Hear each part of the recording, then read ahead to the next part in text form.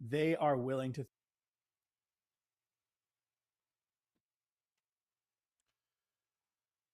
Hello.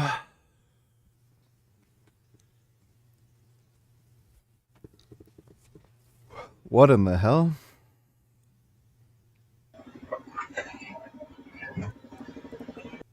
Why are they calling it a bazooka? That's an RPG. It's fucking annoying. Holy crap.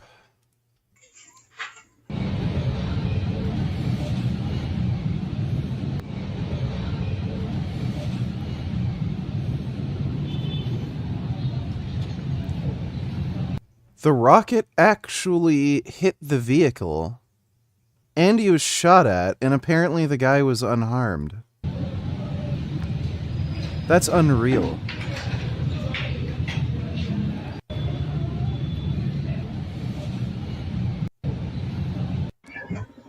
Holy fuck.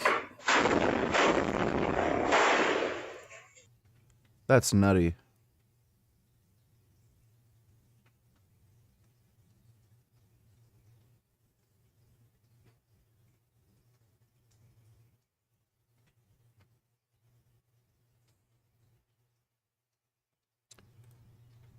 Out of Beijing. China's senior-most general has reportedly been detained by investigators after being accused of leaking critical information about the regime's nuclear weapons program to the U.S. He's also being accused of corruption in at least one example for accepting bribes in exchange for promoting an officer to defense minister. The general in question is 75-year-old Zhang Yuxia, was widely viewed as one of China's leaders to Xi Jinping's most trusted adversaries, or advisors, excuse me. They're Base trader.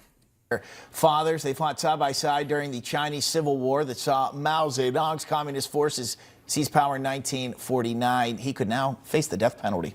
The news comes in the wake of a wider crackdown on corruption and party disloyalty. Over the past... Oh, he's facing more than the death penalty. I can tell you that much. That guy's getting tortured like a son of a bitch. 2.5 years, more than 50 senior military officers and defense industry executives have either been investigated or removed from office. China's top command body for the People's Liberation Army, the Chinese Central Military Commission, has also undergone a dramatic purge over the last few years. The commission usually has 7 members, however, now only 2 remain. One of them is Xi Jinping himself. Okay, so the question, what does it all mean? Let's ask open source analyst Ryan Macbeth, who's been... I cruise in 500 Unitillers from calling out fake natties decades ago, or a decade ago, to now being accused of lying about your doses. These think you were on gear for years and only recently upped the dose, sensor transformation. That literally makes absolutely no sense. So yeah, that's a dumb idea.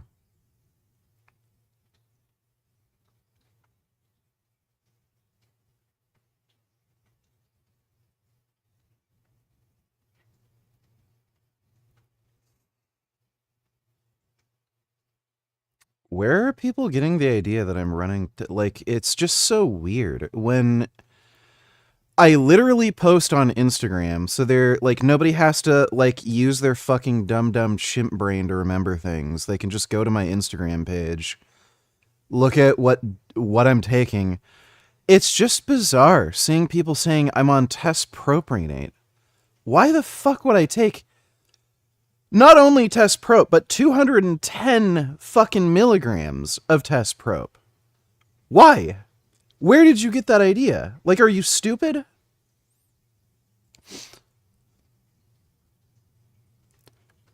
More like 210 3 times a week.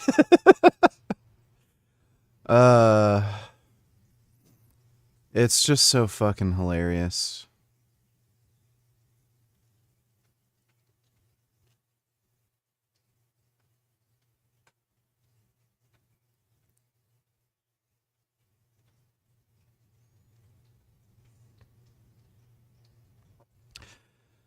It's so funny how, like, people are just absolutely clueless. Oh, his testosterone was more than double the reference range. He's gonna have side effects. Like, that's not even high. They have no fucking clue, dude. Oh, it's so funny.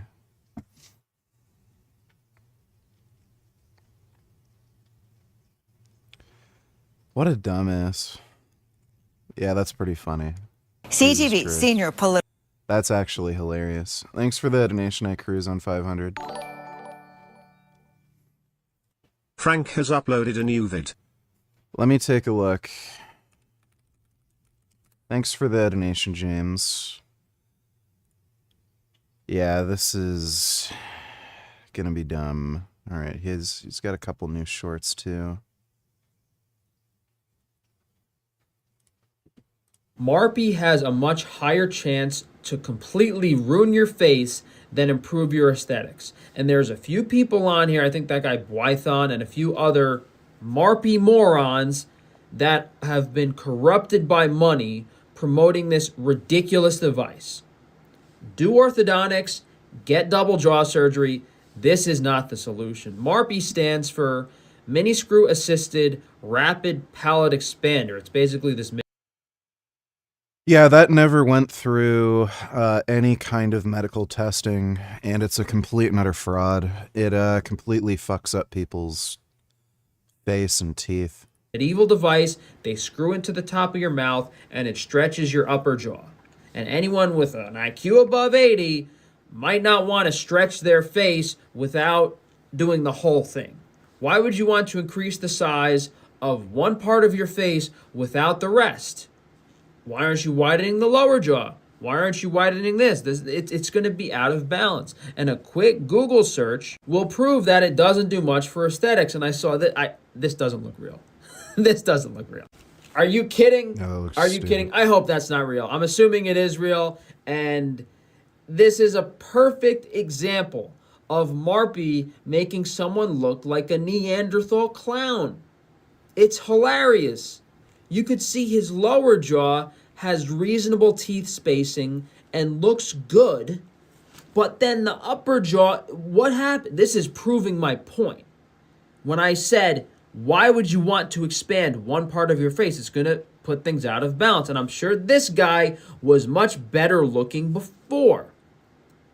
Oh, I'm expanding. Freaks at this point. Like, is this some PP measuring contest where the person with the wider jaw is the best? Like, is that their metric for what makes you better looking? This is the main guy that promotes this device.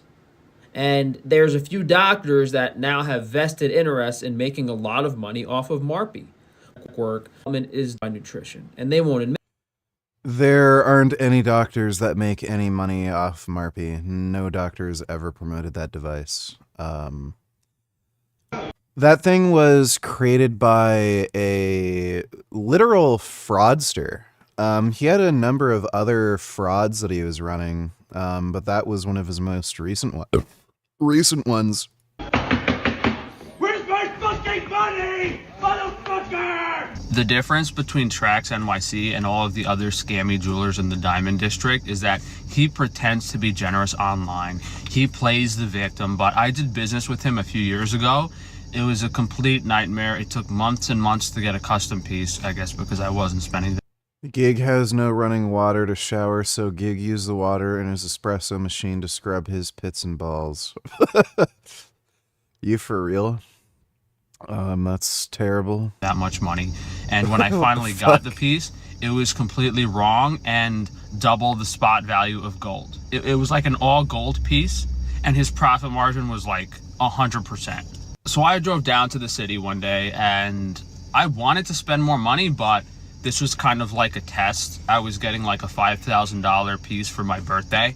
March 16th was the first day. This guy Kirby, who I'm guessing still works there, was the person that was taking care of me. So we started in March, April, May. It's been 2 months. Now he's sending me like molds and stuff. Anybody who would buy high-end jewelry is a fucking idiot. You're genuinely a complete and utter fucktard.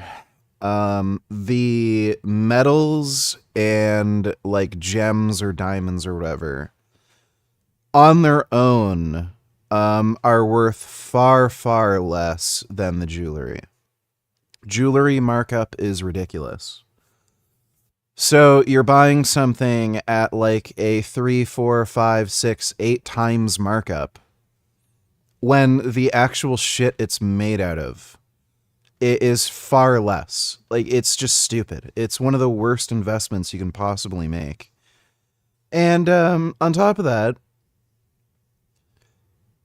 you can get fake shit that looks identical that nobody could tell is fake for like fucking peanuts. You can buy something for like 10, 15 bucks. And then it looks like you're wearing real gold and diamonds and shit. Like, why the fuck would you ever bother? Just so stupid.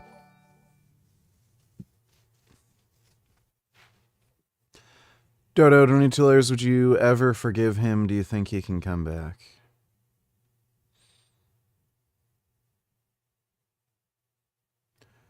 Ye's full apology, Wall Street Journal. Yeah, no. Yeah, no, this is just a fake bullshit apology. Thanks for the donation, Dodo. Off of the piece, and that it ends up going into like July and August. Oh no, even into September. So March, April, May, June, July, August, September, like 8 months to get a custom piece after I already gave them a deposit and they owed me money too is freaking crazy. They held my money for 8 months. They jerked me around. For me, that's a lot of money. You know, I started my business with nothing. I never had money throughout my whole life. And it was a big deal for me. And it's clear that this guy is making millions and millions of dollars and is taking advantage of a lot of people. And the fact that he goes online and does this giveaways and pretends he's generous when he's doing the same scummy BS as all the other jewelers in the Diamond District really pisses me off.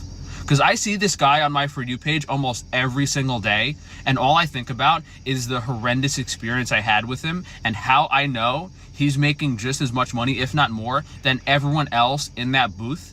The difference is he knows how to play to the crowd. He gets people to like him. He gets people to feel bad for him. He's like, oh, look, I'm different. I'm giving money out to people on the street. I wouldn't be surprised if it was all completely staged. Because if this guy is so greedy, if he's making that high of a margin and that much money. Frank doesn't understand what the typical margins are for jewelry. Like, he's just an idiot. Is he actually giving that stuff away? Is he choosing what people to treat certain ways? Because I was treated horribly. It was a lot of money for me. And at the end of the day, I just ended up taking that piece to another jeweler, melting it down, and having it remade into something actually nice. Maybe I'll show you guys that piece in a separate video. But no, it's just really, really scummy, dude. He's no different. If not, he's worse than all the other people down there, because he'll reel you in and then he'll take even more money from you than those other guys. Alright, let's watch full organic produce list. What's up? How are you guys? Last week we announced that we would try. Water pipes froze. Yeah, it's gotten ridiculously cold here too. Coldest it's been is -50. Selling produce on Frankie's Free Range Meat. I've ultimately decided that regardless of whether or not we get enough orders, I'll just do giveaways to meet the demands. So even if we only get X amount of produce orders, maybe I have to like give away blueberries or something with every single package. Whatever it is, we'll make sure the demands are met. So we'll probably try switching over to a la carte in a few weeks. The previous video we did explains what's in the current packages, and this video is going to explain every single item that will be available organically. So this video is going to be kind of boring and long. It's just going to be me listing all of the organic produce that we can have on Frankie's Free Range Meat in the future for you guys that might want to support us now or place an order to ensure that you're supporting this, because most local grocery stores throughout the United States do not have even like decently fresh organic produce, let alone the vast, vast selection of fruits and vegetables that we're going to have. So I have a very...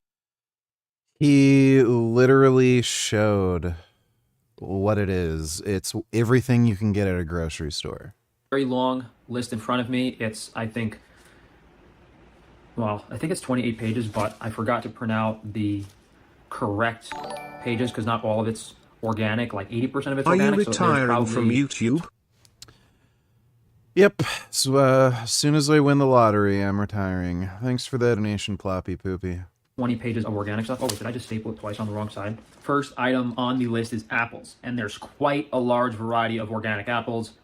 We're not going to offer all of them, but if someone wants like a box of Granny Smith apples to make a lot of pie, we can do it. I think we're probably just going to offer my two favorite, which are Cosmic Crisp and Honey Crisp, but they have Fuji, Gala, Envy, Granny. Honey Crisp apples are crap. And Cosmic Crisp aren't that great. Frank's Taste and Apples are terrible. Smith, Pink, Sugar Bee, Ambrosia, Envy, Evercrisp, a few different types of Fuji, like 5 different types of Fuji, different types of Gala, different types of Granny Smith, different types of Honey. Yeah, I know. I love how this doesn't make any sense. He'll FedEx your fruits and vegetables, and somehow they'll be fresher than what you can get at the supermarket. It's fucking stupid. Crisp. And what I mean by different types is there's different sizing of apples. You know, there's different grading and sizes of apples. So you can buy like... Wait, he failed with the free-range bullshit, now he's selling produce? The fuck? I think he's doing this because he's desperate for some, like, income or something. None of it makes any sense, dude. He's probably going to go out of business in the next few weeks. So... yeah, none of this makes any sense. Thanks for the donation, Pharaoh. Top Gooner donated $2. First 30 seconds, you reckon he was natural here? He got that gay stripper look, but that size and leanness at 18 is insane. What do you think? Who is ready to jump? Oh my god, dude. Jeff's side is so fucking cringe. Yeah, he was probably on steroids. Like, I find it pretty hard to believe this guy was natty his whole life. Like, he would have been 18 here, so yeah, he's... I seriously doubt it. Thanks for the donation, though, Top Gooner.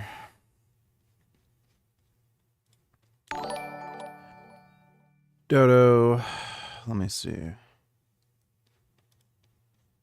Unbelievable ice memo just leaked. We literally already reacted to that, I think, yesterday. Are you okay? We literally watched this, like, yesterday. Thanks for the donation, though, Dodo. 100 count or like 50 count, where the apples are going to be much larger. Lady Alice, Opal, Pink Lady, so there's quite a large variety of apples available. Bananas, it's just regular organic bananas, but we...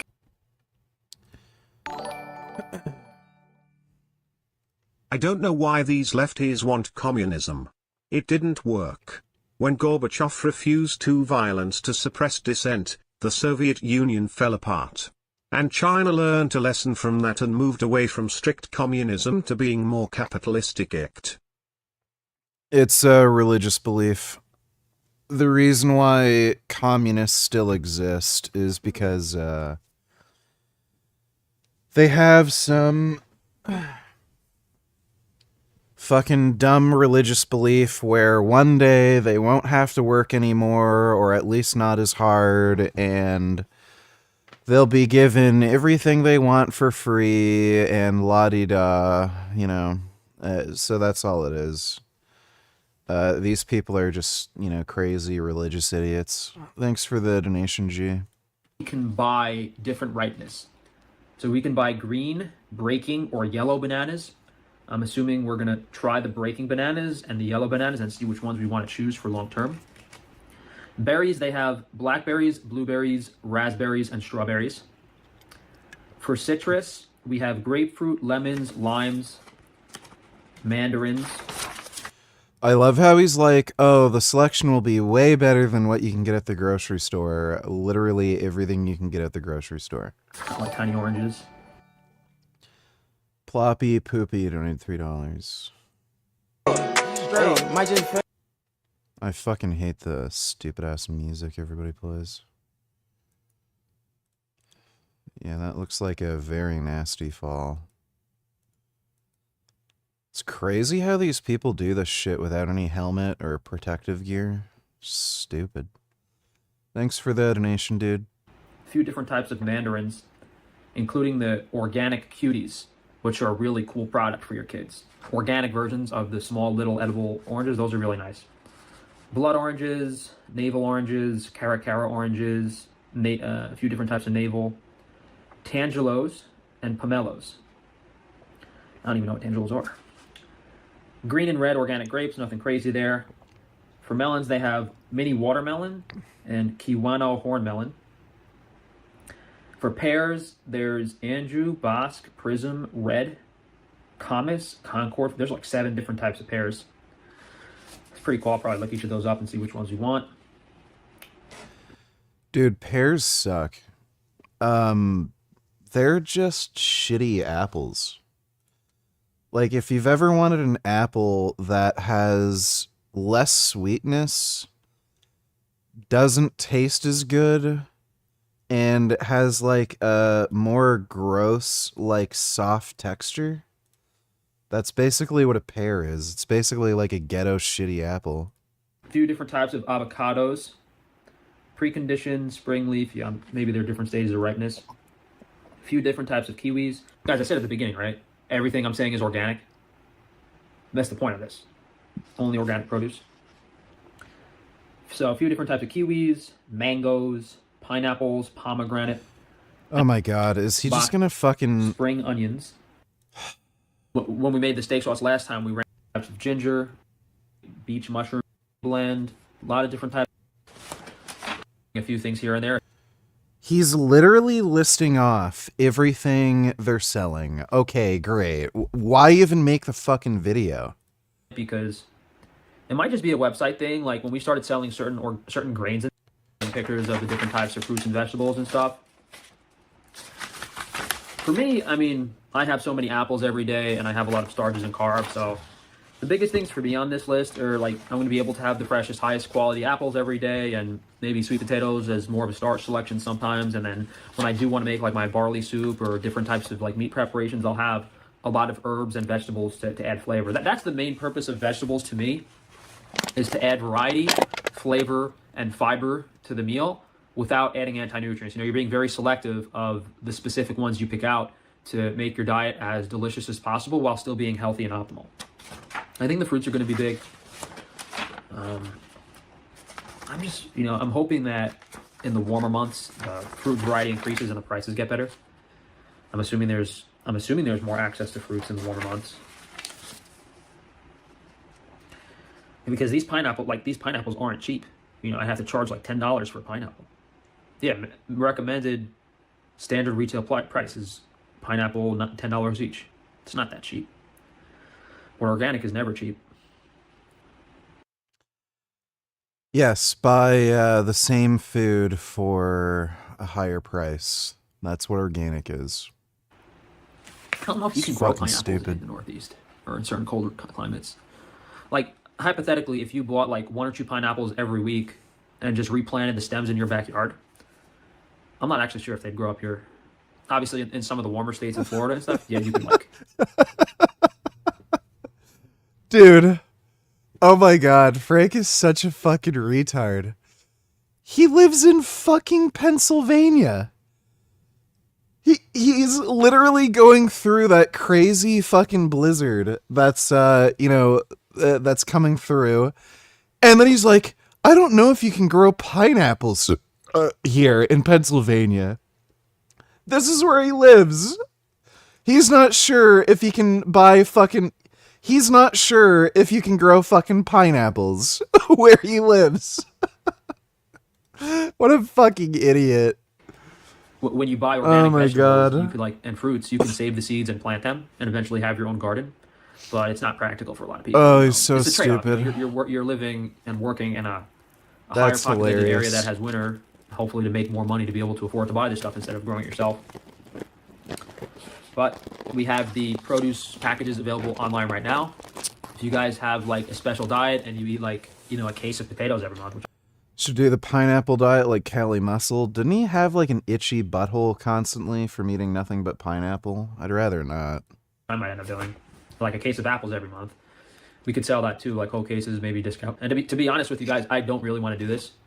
The profit margin on this is not good, but like if I'm looking forward to it a lot for my personal diet, I know that a lot of people would like to have access to like high quality organic produce every week. Even if they're only buying a few things here and there, it's nice to have like more of a guarantee of the quality. Like even when I go to the supermarket now, for the only thing I buy sometimes, which is apples, like even if I go to the supermarket the day the apples come in, they're still like half rotted sometimes. So I'm hoping with this supplier, we're able to have a very high quality control. But it's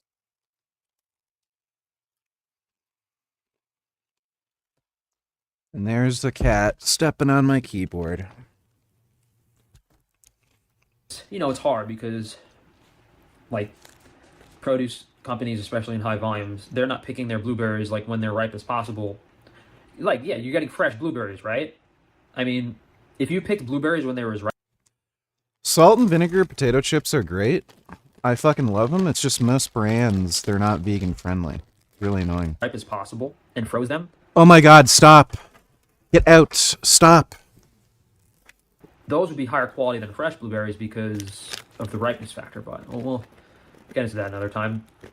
So the produce packages are available on the website. I just wanted to read and go through this just to give you guys an idea of how vast the selection was. Literally any single fruit or vegetable you can imagine, organic, they have it. So I'd like to be able to do that in the near future. I'm just not sure how well it's actually going to translate because it might just be a website thing. Like when we started selling certain grains and stuff, putting them on frankiesfoods.com to separate them because it's very difficult. It's just, it's a lot of work.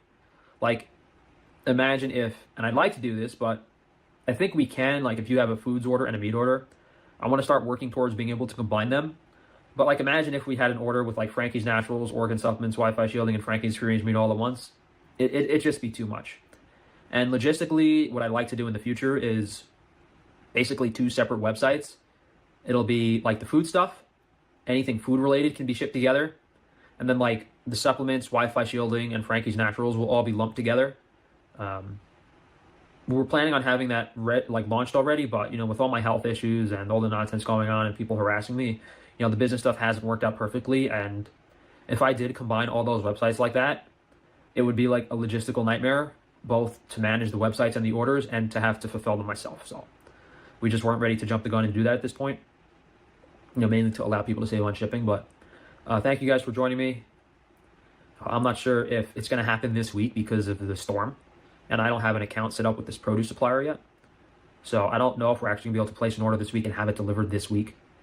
But I know for sure, regardless of what you guys order, I will meet the demand every week because the minimum produce order is $1,000 a week, which is a lot of money. But compared to what we spend on meat, it's like nothing. So even if we had to give away even if we had to do giveaways and stuff, it's not that big of a deal. Like we'll do it. And I think that eventually things will pick up and we won't have to worry about that. But worst case scenario, we could always. His property is getting foreclosed on.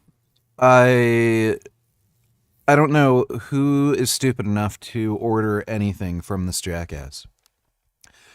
He's just going to take everybody's money and cut and run. If we do giveaways for 3 months in a row and it doesn't pick up, which I don't think is going to happen, then that's a whole different story. But thank you guys on the free range meat website, frankiesfreerangemeat.com. The first thing on there is the produce, and you can read those first few packages we came up with and order them. I checked like 2 days ago. There honestly weren't too many orders. So I know things usually have to take time and pick up, but then it's also going to be, it would be an absolute nightmare. I think what we will have to do moving forward is you have to place the produce order separately, but it will be shipped together. It's just going to be too confusing to have the meat and the produce on one order slip. I love so you. So what you guys will have to end up doing is I love you. Like you place your meat order, No potato you place your chips, produce though. order, then we can ship it together and try to apply discount if possible. The produce, I might not be able to make it eligible for discount, but we'll see how it goes. I have a feeling if, this many people don't have access to high quality grass-fed meats, then same thing goes for the organic produce and the organic vegetables and stuff.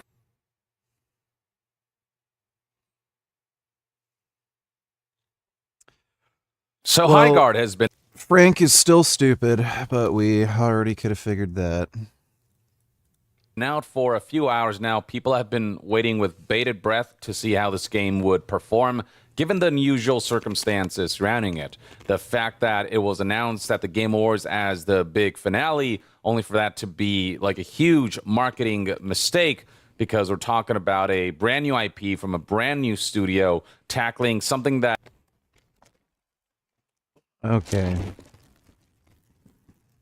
Oh, this cat has to go upstairs.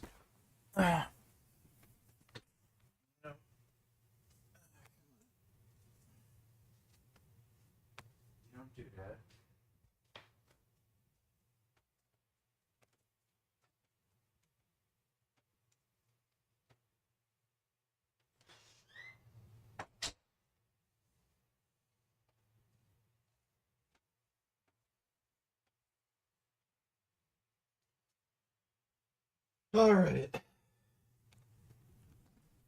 There we go. Yep, I uninstalled Alien Isolation. That's one of the most piece of shit games I've ever played in my life. That is shocking to me. Absolutely shocking to me that that game got good reviews and is generally well liked. Boring, stupid, pointless fucking game. Just one of the dumbest, poorly designed fucking games I've ever played. Just stupid. that is hero shooter-esque, and for that to be the big finale kind of turned a lot of people off. And then the game kind of just went radio silent for the duration of its marketing campaign, except for like 3 days prior to its launch. That's when we start to see some activity. And today, the game has finally launched, and we're starting to see finally a lot of activity on social media, trying to explain the game, what it is. There's this video right here titled Highguard Official Launch Showcase that kind of walks you through the entire gameplay loop of this game. And it is essentially described as a PvP raid shooter, taking inspiration from survival games and the way you like raid other people's bases, but in like a fast-paced first-person shooter format. That also has aspects of like Overwatch, you know, it has hero shooter elements. It's got...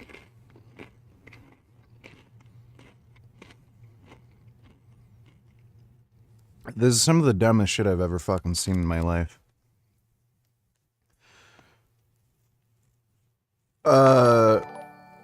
Why do people play this shit? You know, I was actually kind of with you on some of your points about Venezuela when you debated Destiny. But this idea that the US needs to own Greenland for proper national security is absolutely fucking retarded. You instantly lost after saying Tjat. I never said the US has to own Greenland. I just said they need a substantial military presence in Greenland. Thanks for the donation, stupid. Got some elements of like Battle Royale in the way there's like item pickups and equipment pickups to upgrade your character.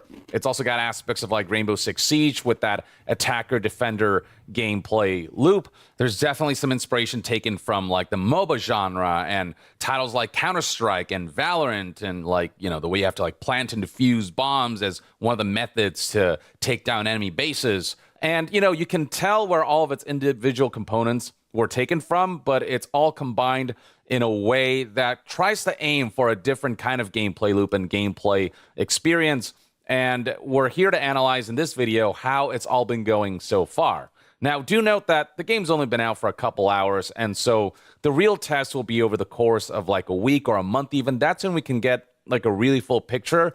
But I will say that within the first few hours of the game's launch, it's been a little rough. Now, on one hand, when it comes to like peak concurrent players on Steam, it's not doing so bad. Clearly, this game garnered a lot of attention, especially due to the unusual circumstances surrounding it and the fact that people were covering that unusual circumstance, covering the fact that the game has gone radio silent, covering the fact that it was a mistake to announce it at the Game Awards as like the big finale of that showcase. And so enough eyes were on this game where the curiosity has certainly struck a chord. And so people are at the very least checking the game out, with the all-time peak concurrent player numbers right now sitting at, almost 100,000 players, 97,249 players. So at the very least, you can say that Highguard is by no means Concord 2.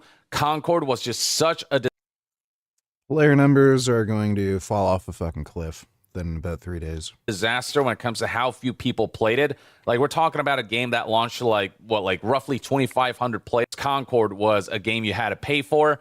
But even when Concord was in its free-to-play beta, the numbers were so minuscule, over 150,000 players, and it did fairly well at launch, 100 reviews. And some of that does come from the fact that Highguard's optics were so negative due to the way it was marketed at the Game Awards as the big finale. But even people who've checked this game out and given it enough of a chance and tried out a match or two are not fully in love with what they've played so far. So, for example, one of the big criticisms is that 3v3 does not feel right for the format of this game due to the fact that the maps are so big in Highguard to the point where 3v3 just feels too sparse. It feels like you don't encounter players as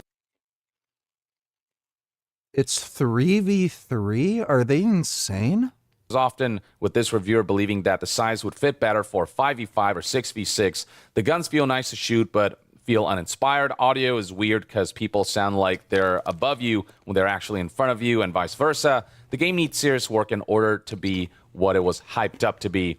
And people are saying similar things where not all of the thought processes and considerations surrounding the game design feel appropriate. And then people are also highlighting a lot of technical issues, with people either having to wait a long time to enter matches due to long queues, and when they do enter matches, they're reporting a lot of bugs and issues and getting kicked out. And dude, at this point, I mean, if you're complaining about kernel level anti-cheat on a multiplayer game, it's like, what the fuck are you even doing?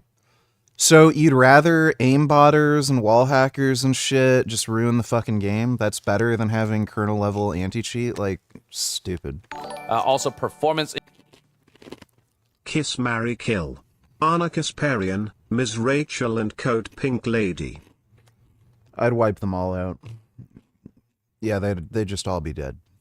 Thanks for the donation, G. Issues is something that people have been discussing through the Steam reviews. And I will say that I myself have tried to play the game and check it out, but currently it's proving to be impossible because right now when I try to get into the game, even when I just try to play through the tutorial, the game boots me before I have a chance to play anything. This has been my experience for the last, 30 minutes or so. So let me show you right here. You can see that you have to play the tutorial before you can engage with its other modes. So I click on it and I hit play, and you'll see that it'll find a match, and eventually it will. But once it does, what happens is I get taken to the loading screen, as you'll see right here. And then I'll just get booted out. Watch. This has been my experience with Highguard for the last, 30 minutes, like the last hour.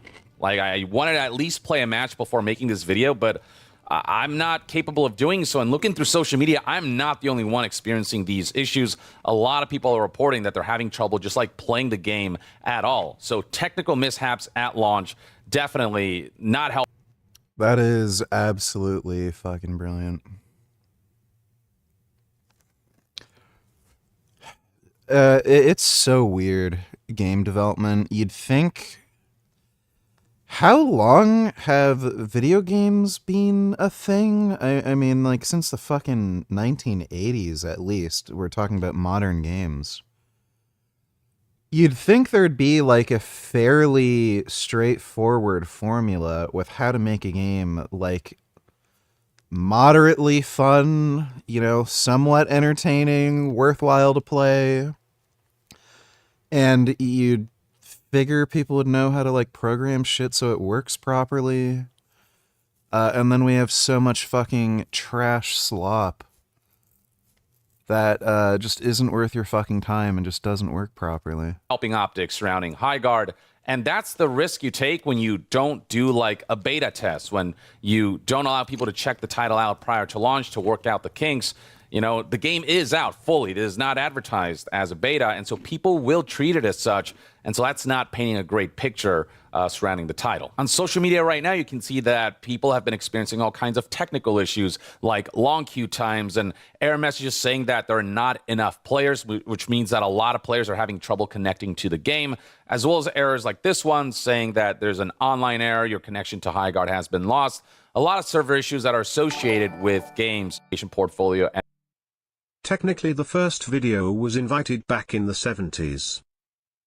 Well, yeah, it's like tennis for two or whatever, right? With the radar equipment.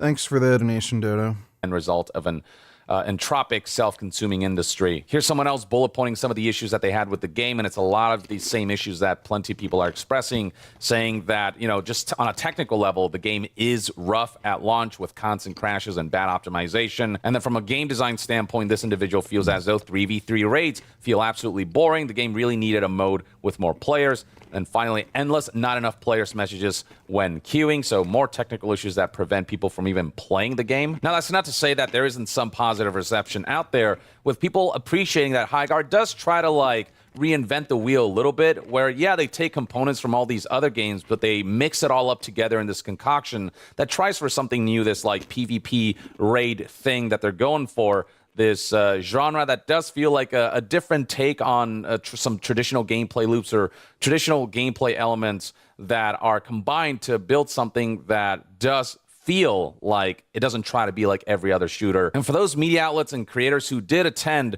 the event for HighGuard, where they got to play, you know, like 6 hours in a less technically compromised environment, you know, reception seemingly has been positive, and the general consensus is that while, you know, nobody knows for sure whether this will gain traction and will allow this live service to live for many years to come, at the very least, there's a general appreciation for the fact that this game does feel like it tried something new and isn't like just a copy and paste of the same formats that are out there. It's not necessarily revolutionary, but it does feel like it's trying to invent a game mode that is an amalgam of all of these different things that is greater than the sum of its parts. But from the technical issues at launch to the general feedback that 3v3 is not quite doing it, given the size of the maps, and a lot of like design considerations that they couldn't tweak because they didn't host the beta, all of that ultimately is creating an environment where HighGuard isn't being seen as worth the amount of hype that the Game Awards gave it as the big finale announcement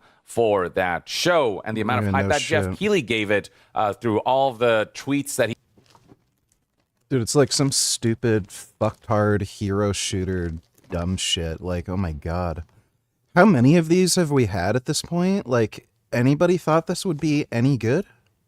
We'll start to tweak the game based on feedback. No doubt that people will start to get more acclimated with this kind of, which is kind of what this game needed, due to talk to the developers about the marketing campaign and the announcement of the game, and they kind of talked about how all of that played out, because the original plan for HighGuard was to pull in Apex Legends. The original plan was, in fact, to shadow drop the title, but then apparently Jeff Keighley reached out with a proposal and a plan. Here's what co-founder Chad Greenier told Kotaku, quote, "Look, we always plan for, you know, a surprise release, but then Jeff came in and wanted to do something special and put us in the Game Awards. We were going to do a shadow drop, you know, since day one, almost since forming this company. We did it with Apex and it worked well." Now, I will highlight again that the reason it worked with Apex Legends and why HighGuard wouldn't benefit as much from this maneuver is the fact that Apex Legends came from a well-known and renowned studio, Respawn Entertainment. It was, you know, with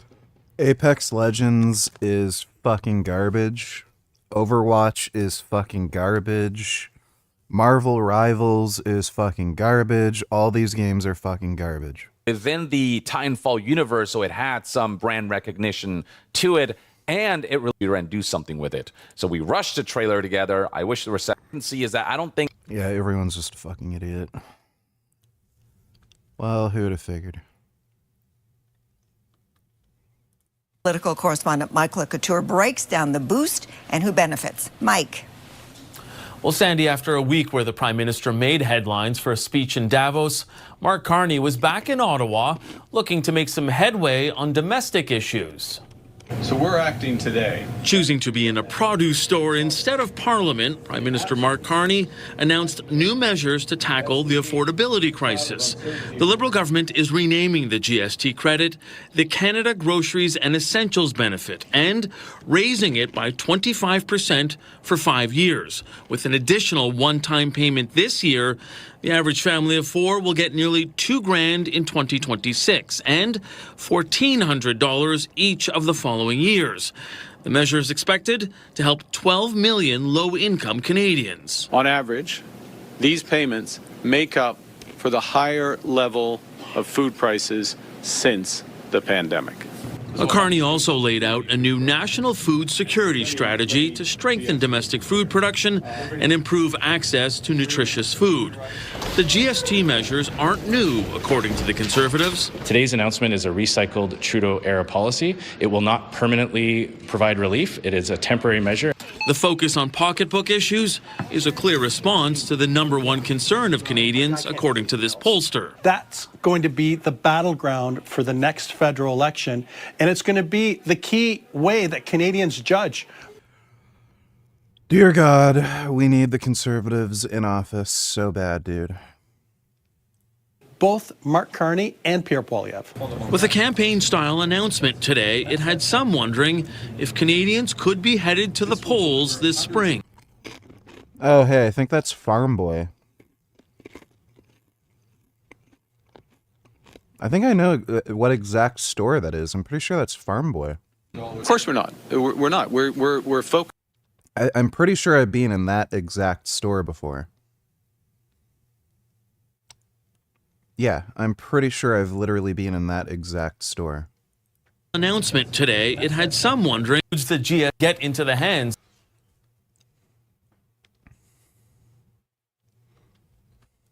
throw out your rights, whether they're Second Amendment rights, First Amendment rights, Fourth Amendment rights, at a moment's hesitation if they think it stands between them being able to do something or them being wrong. By now, we've all seen video clips showing the Alex Pretty incident from multiple angles, and we've also seen clips showing federal officials just clamoring to convince the public that what they've seen was completely justified, even prior to any actual investigation occurring. We see both sides pushing politics and sowing division rather than looking objectively at the facts to figure out what happened, and then fairly applying the law. So I'll walk you through what we actually know happened based on the currently available video footage, and then let one of the best civil rights lawyers in the country, Patrick Giacomo, with the Institute for Justice, who is literally at the forefront of the efforts at holding federal officials accountable for civil rights violations, cut through all the BS, all the propaganda, and give you actual information that you need to know right now. And there's a lot of it that you are not hearing anywhere else. People are watching the same video and, at least on my observation, seeing very different things. All these prohibitions in the Constitution, this is not negotiable. This is the absolute bottom line. You cannot cross this line if you work for the government. Federal agents claimed that Alex Pretty, a 37-year-old intensive care nurse, quote, violently resisted them, and that the officers then fired, quote, defensive shots, killing him. But is that what really happened? Bystander. That is one of the craziest fucking lies I've ever seen any law enforcement agent make. Given that we actually have the video footage to see what actually happened. Just so bullshit. Footage appears to tell a different story, one resulting in what appears to be an unarmed man being shot. There was a really good frame-by-frame review of this in the Wall Street Journal today, which I will link below, that sticks entirely to what can be seen on these bystander videos. So this is what we know for sure that can be seen. And by the way, we would have much more information if these masked officers were wearing body cams. Yet they have chosen not to, so we have what we have. The issue here is, was this use of force justified, or was it not justified? It's not about whether Alex Pretty should have been arrested and charged with obstructing or impeding federal officers. It's not about immigration policy or even immigration enforcement policy. It's about whether the decision to pull the trigger and shoot him multiple times, ending his life, was reasonable under the circumstances, as the law requires, no matter the political atmosphere surrounding it. So what does the video show? On Nicollet Avenue around 9 a.m. local time on Saturday, locals blew warning whistles and filmed masked federal agents walking through Minneapolis's Whittier neighborhood. Bystander footage shows Pretty standing in the street where he appears to film with his cell phone while other people approach the agents. Seconds later, Pretty approaches the group shouting, "Hey," and continuing to film. As Pretty and the two other civilians walk away, one of the agents follows them. That agent then shoved somebody who appeared to be with Pretty. Pretty immediately puts himself between the fallen person and the officer, who appears to spray a non-lethal chemical agent on all three of them. As a struggle ensues, agents pull Pretty from the others. At least 5 masked DHS agents surround him and force him to the ground. Bystander footage shows one agent drawing his firearm and pointing it at Pretty. Around the same time, a different video verified by the Wall Street Journal shows Pretty pinned to the ground, and agents appear to discover a firearm on him. In a statement, DHS said the officers attempted to disarm the suspect, but the armed suspect violently resisted. The ICE cop should be arrested for Jasmine. It would be illegal to do that in any other country during a write her a letter. Then a second later, one of the agents fires his weapon towards Pretty, the first of at least 10 shots within 5 seconds.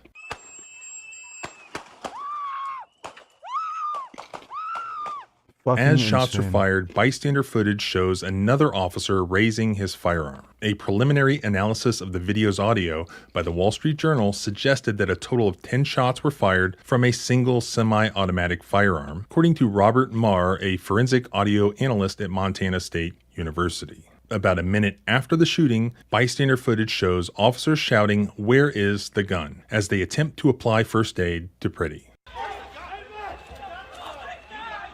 At 9:04 a.m., a Minneapolis Fire Department rescue unit was dispatched to 26th Street and Nicollet Avenue for a possible ICE-involved shooting, according to Fire Department scanner traffic. And within minutes, rescue workers performed CPR on Pretty, who officials said died at the scene. At about 10:30 a.m., as the crowd grew, rescue workers were called to help someone who had difficulty breathing. It was related to chemical irritants used by ICE agents, according to Minneapolis Fire Dispatch audio. Hours later, Border Patrol Commander Gregory Bovino told assembled reporters that Pretty had approached the agents with a handgun, intending to, quote, massacre law enforcement. A reporter then asked when exactly the gun came out. "This situation is evolving," Bovino said. "This is under investigation. Those facts will come to light." Patrick Giacomo, senior attorney with the Institute for Justice, is the primary person I wanted to hear from about this incident. He is the lawyer who just recently successfully took on the FBI when they raided the wrong home in Georgia, terrorizing an innocent family. He appeared before the U.S. Supreme Court on basically the same issues of federal officer accountability that we have here now. I knew that Patrick would be able to explain this much better than I could, and in a way that stands on principles of freedom, rather than one that is influenced by politics and political bias. In fact, this was such a great 21st Century Tellers, what do you expect ICE to do exactly? You lack an answer for what ICE should do to change or be better. Don't hire retards. Don't let them out on the street with a gun with no training. And these weird operations they're conducting just seem pointless. How should they conduct operations exactly? Blah, blah, blah. I don't believe in disbanding it, moron. So they should probably conduct more operations at night, not in, like, high traffic areas or times of day where more people are going to interfere. And all of these agents are completely incompetent. great conversation that I just Thanks for the couldn't donation, cut dumbass. any of it out. And I think that you need to hear the whole thing and also share it with your friends and family. So let's get into it. Are you able to give me like a synopsis or a good summary of what is the legal standard here regarding whether or not this use of force was justified? Yeah, I mean, so if you look at the basic standard under the Fourth Amendment, we're talking about reasonableness, and the way that that's been interpreted is that before you're able to use deadly force, which of course, you know, killing someone in the street is, you have to be in reasonable fear for your life or the lives of others. And there are some other exceptions for fleeing felons when you've witnessed a felony that aren't going to be applicable here. And so when we're talking about this particular killing in Minneapolis. Good evening, Richard. How are you doing tonight? Did you sleep okay last night? Were you warm enough? How many blankets do you use? By the way, didn't you say you'd clean up the diet? How will you get to 3% body fat if you keep eating chips and cookies? Steam locomotive emoji. My sleep's been fucked. I basically slept all day because I couldn't sleep last night. I think I have like 4 blankets. And I'm not trying to get to 3% body fat right now. Thanks for the donation, though, James. Minneapolis, the officers have to show that their actions were reasonable, and the reasonableness is going to be based on a reasonable fear that without shooting here, there was someone who would otherwise be losing their life or being seriously injured that would justify the killing of someone. I didn't hear you say that any part of that standard is... Richard is a gay faggot.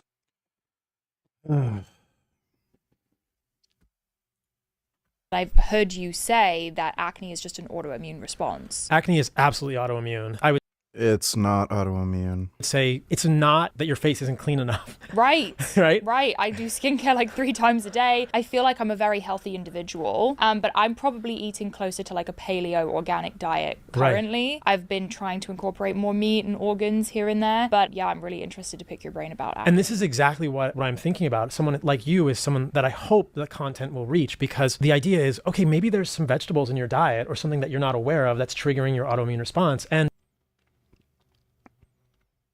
this guy is genuinely an absolute fucktard. Dairy has been proven to be one of the most acne-causing foods. And then this guy recommends dairy. And this is a simple, free, easily accessible way to say, maybe I'll just cut this out for 3 or 4 weeks and see how it goes. Right. And then if it doesn't help, you can incorporate it back. But this, I think, is where it makes me excited, because it's so empowering for people when they hear this. Oh, maybe kale is causing my thyroid issues. Maybe spinach is causing my joint pain. This is just, like, outrageously fucked-hearted. I can't even, dude. No way. That is crazy. It's not burning. All right, I got to test this, you guys. Let's see. Let's test it. Come on.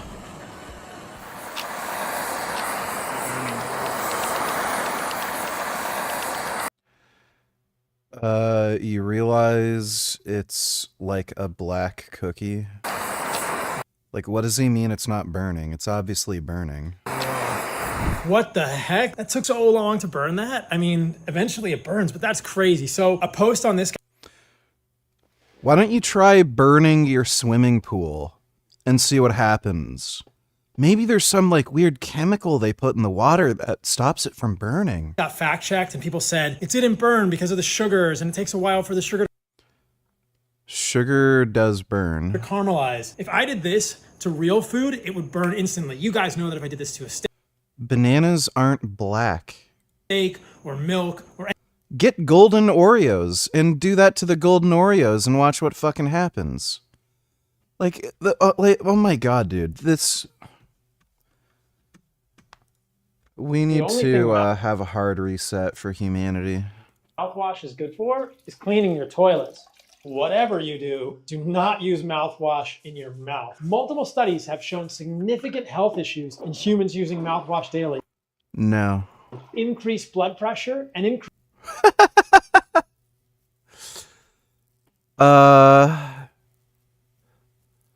Mouthwash causes diabetes. Okay.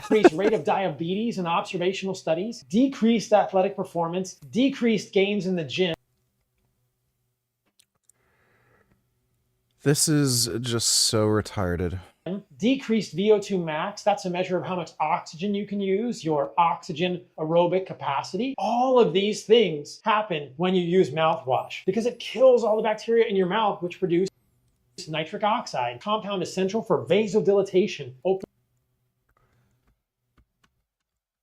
Like, this is just so ridiculous. So fucking retarded, and people listen to him. Thanks for the donation, fag. Nigga, what is this, like the second death out of millions of ICE interactions? Given that people are protesting and tensions are high, do you really expect there to be zero incidents? This is akin to Leibtard's expectations for Israel's military response to Hamas. Oh, that's great. I don't care about your stupid rage bait bullshit. Thanks for the donation, dude. I'm all for enforcing immigration policy with due process.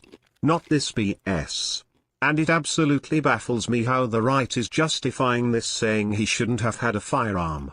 They're supposed to be all pro 2A. Also, you're joking about final steam, no?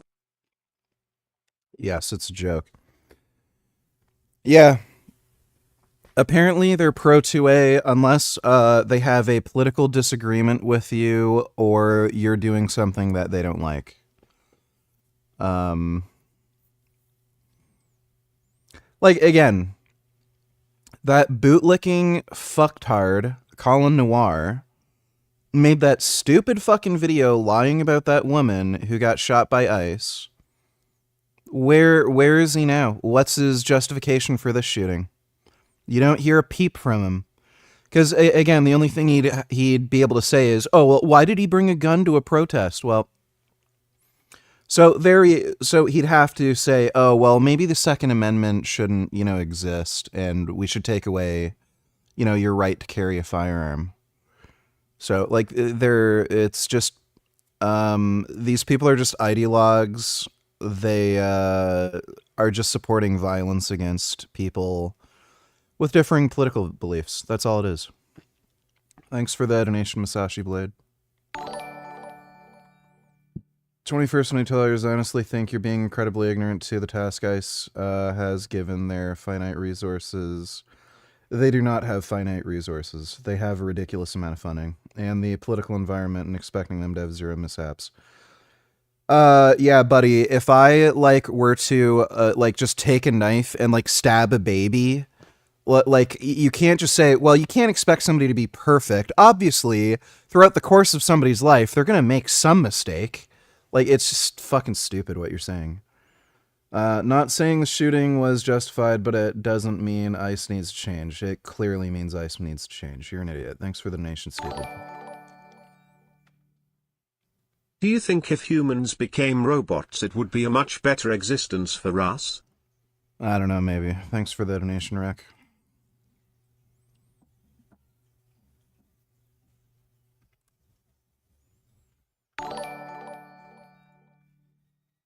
Exactly, VG, we gotta get right to where human evolution started from. No, I was just thinking of eugenics. Just getting rid of all the fucktards. Thanks for the donation, Dodo. Mike donated $2. That you do not find joy in the death of other Americans who you fundamentally disagree with. I don't blame you, though. Our political parties have become our tribes, and yeah, I don't know why you sent me that. Is whether or not the subject they're interacting with is armed in some way. That's right. I mean, so the beauty and the frustration with the Fourth Amendment standard of reasonableness is that it's a flexible standard, of course. So someone having a gun is not a justification for a government official to kill them. Someone having a gun and pointing it at a government official is. Sego donate $2, dude. You scammed me for sit-ups yesterday. You literally have $1 set up now. It's 5 sit-ups. Molly Richard scamming. What the fuck? And why did you delete the debate? Actually, answer scammer. Delete what debate? What the fuck are you talking about? Thanks for the donation, dude. I'll do the sit-ups later. And so there's a lot of gray area between those things. And the same can be true for any number of things. Of course, we've been talking about, potentially using vehicles as weapons, as the government would characterize it, or people driving past government officials as other people might characterize it. And, everything in one of these scenarios is very hard to put into a nice legal box, which I think is for the best, because reasonableness does need to be a flexible standard, but also is very frustrating for people because certainly in this polarized time, people are watching the same video and, at least on my observation, seeing very different things. And so you have situations where I think people who are acting in good faith, and of course there are plenty of bad faith actors too, are watching a video of what happened with Renee Good or what happened with Alex Pretty, and two people see the same exact video. Now I'm not talking about different angles or AI enhancement or whatever nonsense is going on, and people will look at the same thing and say, "Oh nope, I'm looking for." My last video was set to private.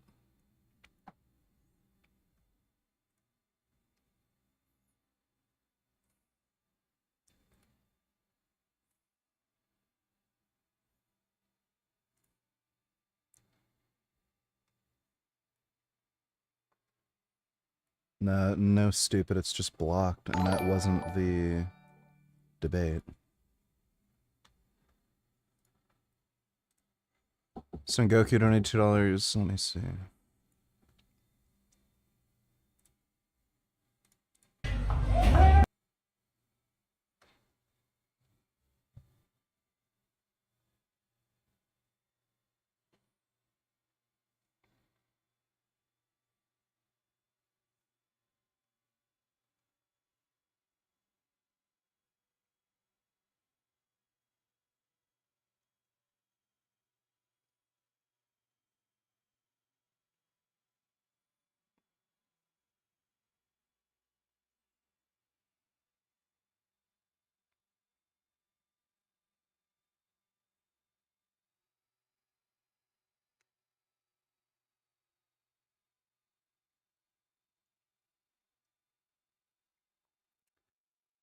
Yep.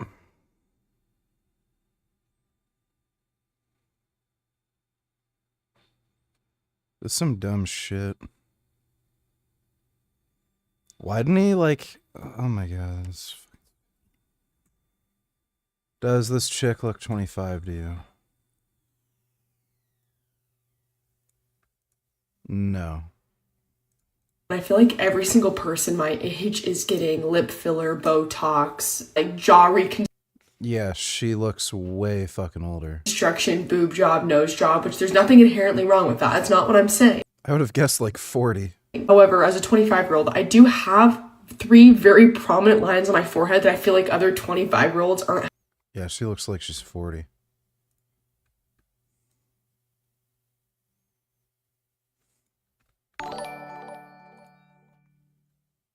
Yep, and it was blocked by none other than the fucking BBC for copyright, as if we didn't have a reason to hate the BBC more. Yes, thanks for the donation, Dodo. Did he literally just break both of his fucking legs or ankles? Holy fuck. Rest in peace to that man ankles. Second of all, to the spotter, brother, I don't know what the hell you was doing. You just there for moral support. Then you gonna tap him on the feet like it's just a boo-boo. Oh, you can get up, man. You'll be all right, bro. It's not like you broke your ankle, man. Get up.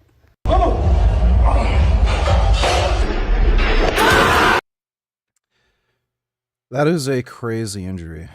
Reason to justify this, or I'm looking for a reason to find that it was actually a murder instead of an illegal shooting.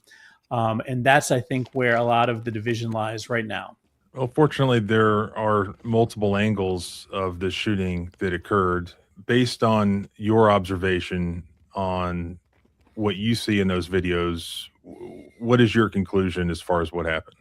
Yeah, so I mean, just to lay my bias on the table, of course, I'm a civil rights attorney, so I'm looking at these things with an eye toward government overreach, government abuse, and of course, in a situation where someone's been killed, it's easy to find that as a default. I'm still waiting to see what else we learn, and I kind of rolled my eyes at that in this particular instance when the first videos came out, because if you watch the video, at least from the perspective that I have, just seeing someone shot, I don't know, 9 or 10 times, especially 6 of which while he's laying prone on the sidewalk. It's hard to justify. And my overall view of the situation as we understand it today is that this was not justified. This was an unconstitutional killing, and it certainly would be a crime under several different statutes, and we can get into the legality of holding accountable federal officials. But here, there's no evidence that this man was trying to draw his weapon at the time he was killed. And I think actually the best potential defense of the government actions here is that when one officer removed the gun that I believe Mr. Pretty was legally carrying, he appears to have discharged it, or at least there's a question about whether he discharged it. And then the other officer who actually killed Mr. Pretty was responding to that gunshot and thinking for some reason that maybe Mr. Pretty was shooting. I think that's still hard to justify given the circumstances, given the number of agents that were around, given the fact that it appears on the video, at least the videos that I've seen, that the agent who shoots Mr. Pretty actually sees his colleague remove the gun and walk away from the scene with it. And so it's very hard, at least. People seem to be mixing up the timeline because there's two different angles. The ICE agent who removed the firearm did negligently discharge the firearm, but that was after the other agent started shooting him. So I think it happened in reverse. I think the guy who disarmed Pretty, he ended up negligently discharging the firearm because he heard the other officer shooting. Not the other way around, where the other officer started shooting Pretty because he heard the other guy shoot the gun. At least at this preliminary stage, for me to watch what happened in that video and not think that there was a constitutional violation because this shooting was not justified. But again, we may find out more, and if the gun was discharged, the scenario gets more complicated in terms of what.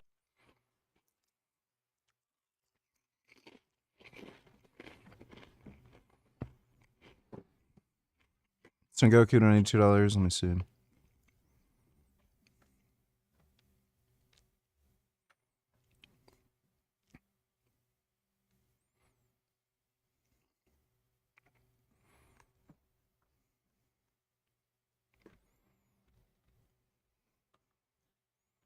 I think there's a lot of reasons why manga's better.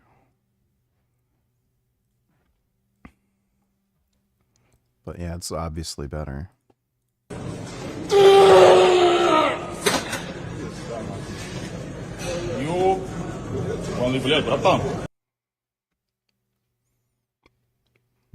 He fainted.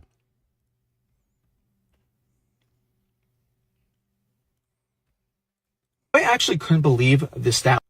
I'm not listening to this guy. Thanks for the donation, Sengoku. What that officer might have reasonably believed in terms of whether there was a risk of death or great bodily harm. Yeah, I mean, it's kind of concerning that the federal government comes out immediately after this occurred and accuses the guy who was shot here of basically attacking federal officers with a firearm. When the video, every angle that I've seen it, does not show that Mr. Pretty, or however you pronounce his name, ever used a firearm during his interaction with the officers. Right. Yeah. I mean, I think there's no way to describe what many of our high-level federal officials did in the immediate, and I mean within minutes or hours aftermath of the shooting, as anything other than despicable. Because it's very clear that people like Secretary Noem and Greg Bovino came out and said things that are utterly false. And Stephen Miller, of course, called this man an assassin. J.D. Vance retweeted that. All of these things are being done with very clear political purpose that has apparently no connection to reality, because whatever you can see in the videos, it's none of those things. I have not seen any angle in which Mr. Pretty reaches for his gun, certainly never has his gun. For much of the video, he's holding in his hand a phone that he's recording people with. You're getting a lot of sort of online commentary from the right about how he was interfering, obstructing. If you watch the video, I mean, the problem with interfering and obstructing is that the statutes are written so broadly that the government can do just about anything if you kind of step between them and what they're trying to do. I think there's still, and this goes to the further need for additional factual development. We need to know why, for instance, that CBP agent was shoving the woman down. That seems gratuitous to me, and I'm not sure of a good justification for why. That's when Mr. Pretty gets involved in the first place, and he gets maced. He's obviously not trying to strike the officers. He's trying to de-escalate the situation. He's then thrown to the ground and all the rest of it. And at no point during any of that did he try to reach for the gun. Did he have the gun in his hand? Did he shoot the gun? And so for the federal government at the highest levels to come out immediately and just say things that are blatantly untrue and had no basis in reality at all is very frustrating. And I think it just plays into the problem that we have in the sort of social media age where everybody watches these videos the second they come out, and they're always, cell phone videos from a distance and first, and there will be many, many more, and tries to form a belief, and the beliefs often are sort of calcified around their priors. And so, like I said at the very beginning, as someone who's looking for government abuse, I can find it in that video. As someone who's looking for a justification because they like what the government is doing here, they can find something to talk about. That doesn't mean that either side is right or wrong at that point. But the frustrating thing is for the definitive statements of people that are supposed to be in positions of authority, positions that are given, in my mind, completely incorrectly, deference, to come out and say these sorts of definitive things that we find out are completely untrue is really something that we should be more concerned about than we seem to be.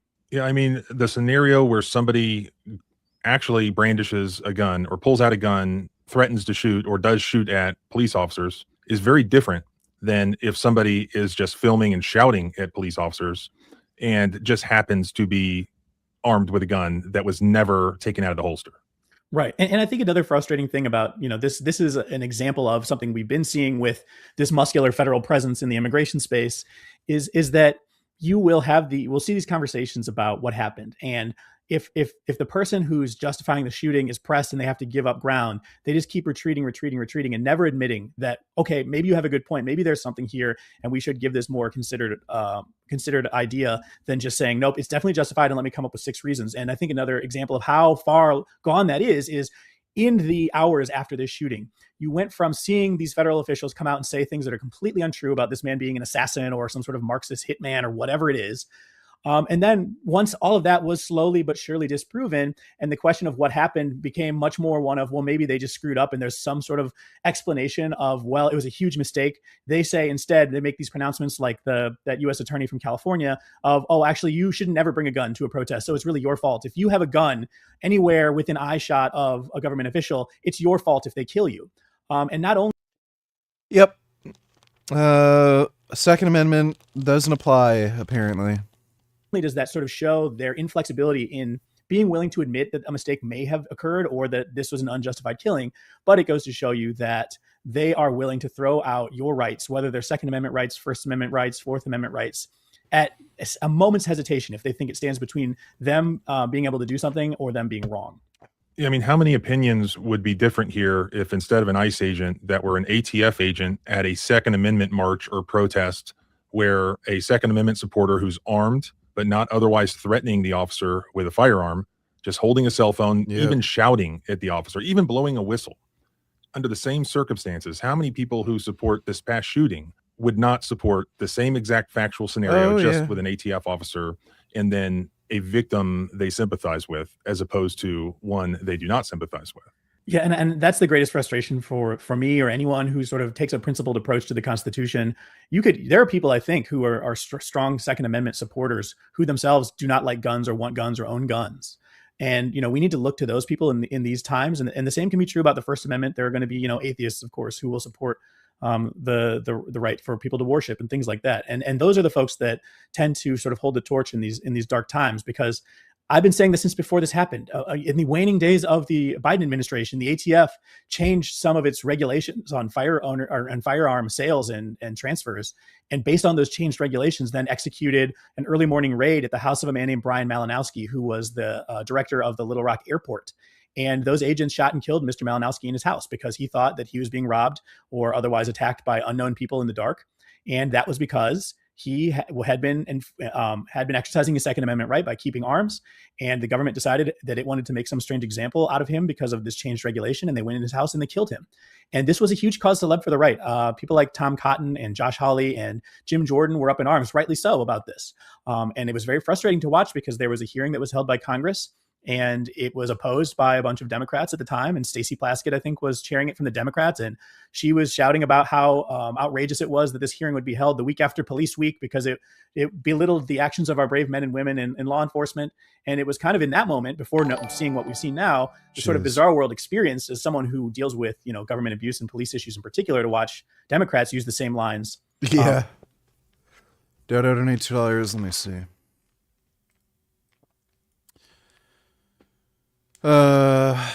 These people disgust me more than warmongers do. They're hypocritical enablers.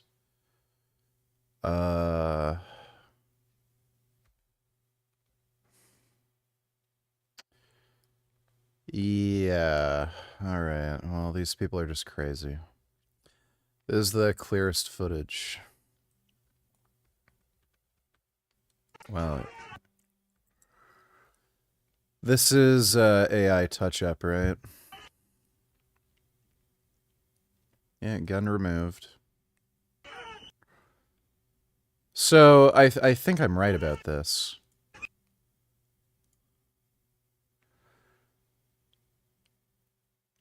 So, it seems like this guy shot him before this idiot who disarmed him negligently discharged the gun.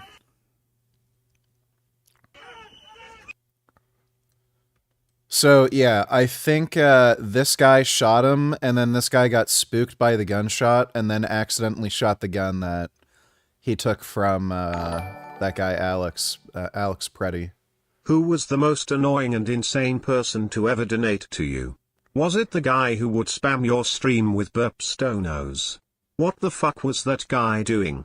Unlike other trolls you had, he was the only one to do it for a fetish they had. I think. Yeah, that was pretty annoying.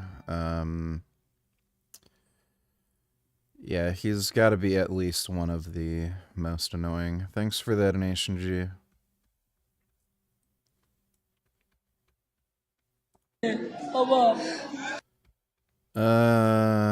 Carrying out executions, protesters in prison. Yeah, you'd figure.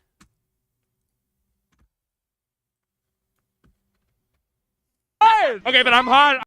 Marching for Palestine makes you 100 times. Oh my God, it does! Okay, but I'm hot. I'm hot regardless. Are you queer for Palestine? Yes, of course. Okay. Why do you think there's so many people here with dyed hair? Is there a uniting factor that people that are like cooler? I think you have to be cooler to support Palestine. Otherwise, you're just a massive loser. What brought you here today? To just be a pain in someone's ass. Do you think there's more Australia can be doing? I know the IDF has like an amazing military, but like you guys have kangaroos. Like maybe you can send them in. Yeah, maybe. It's got like the pockets that they can put all the weapons in. Yeah, right? they could put the weapons.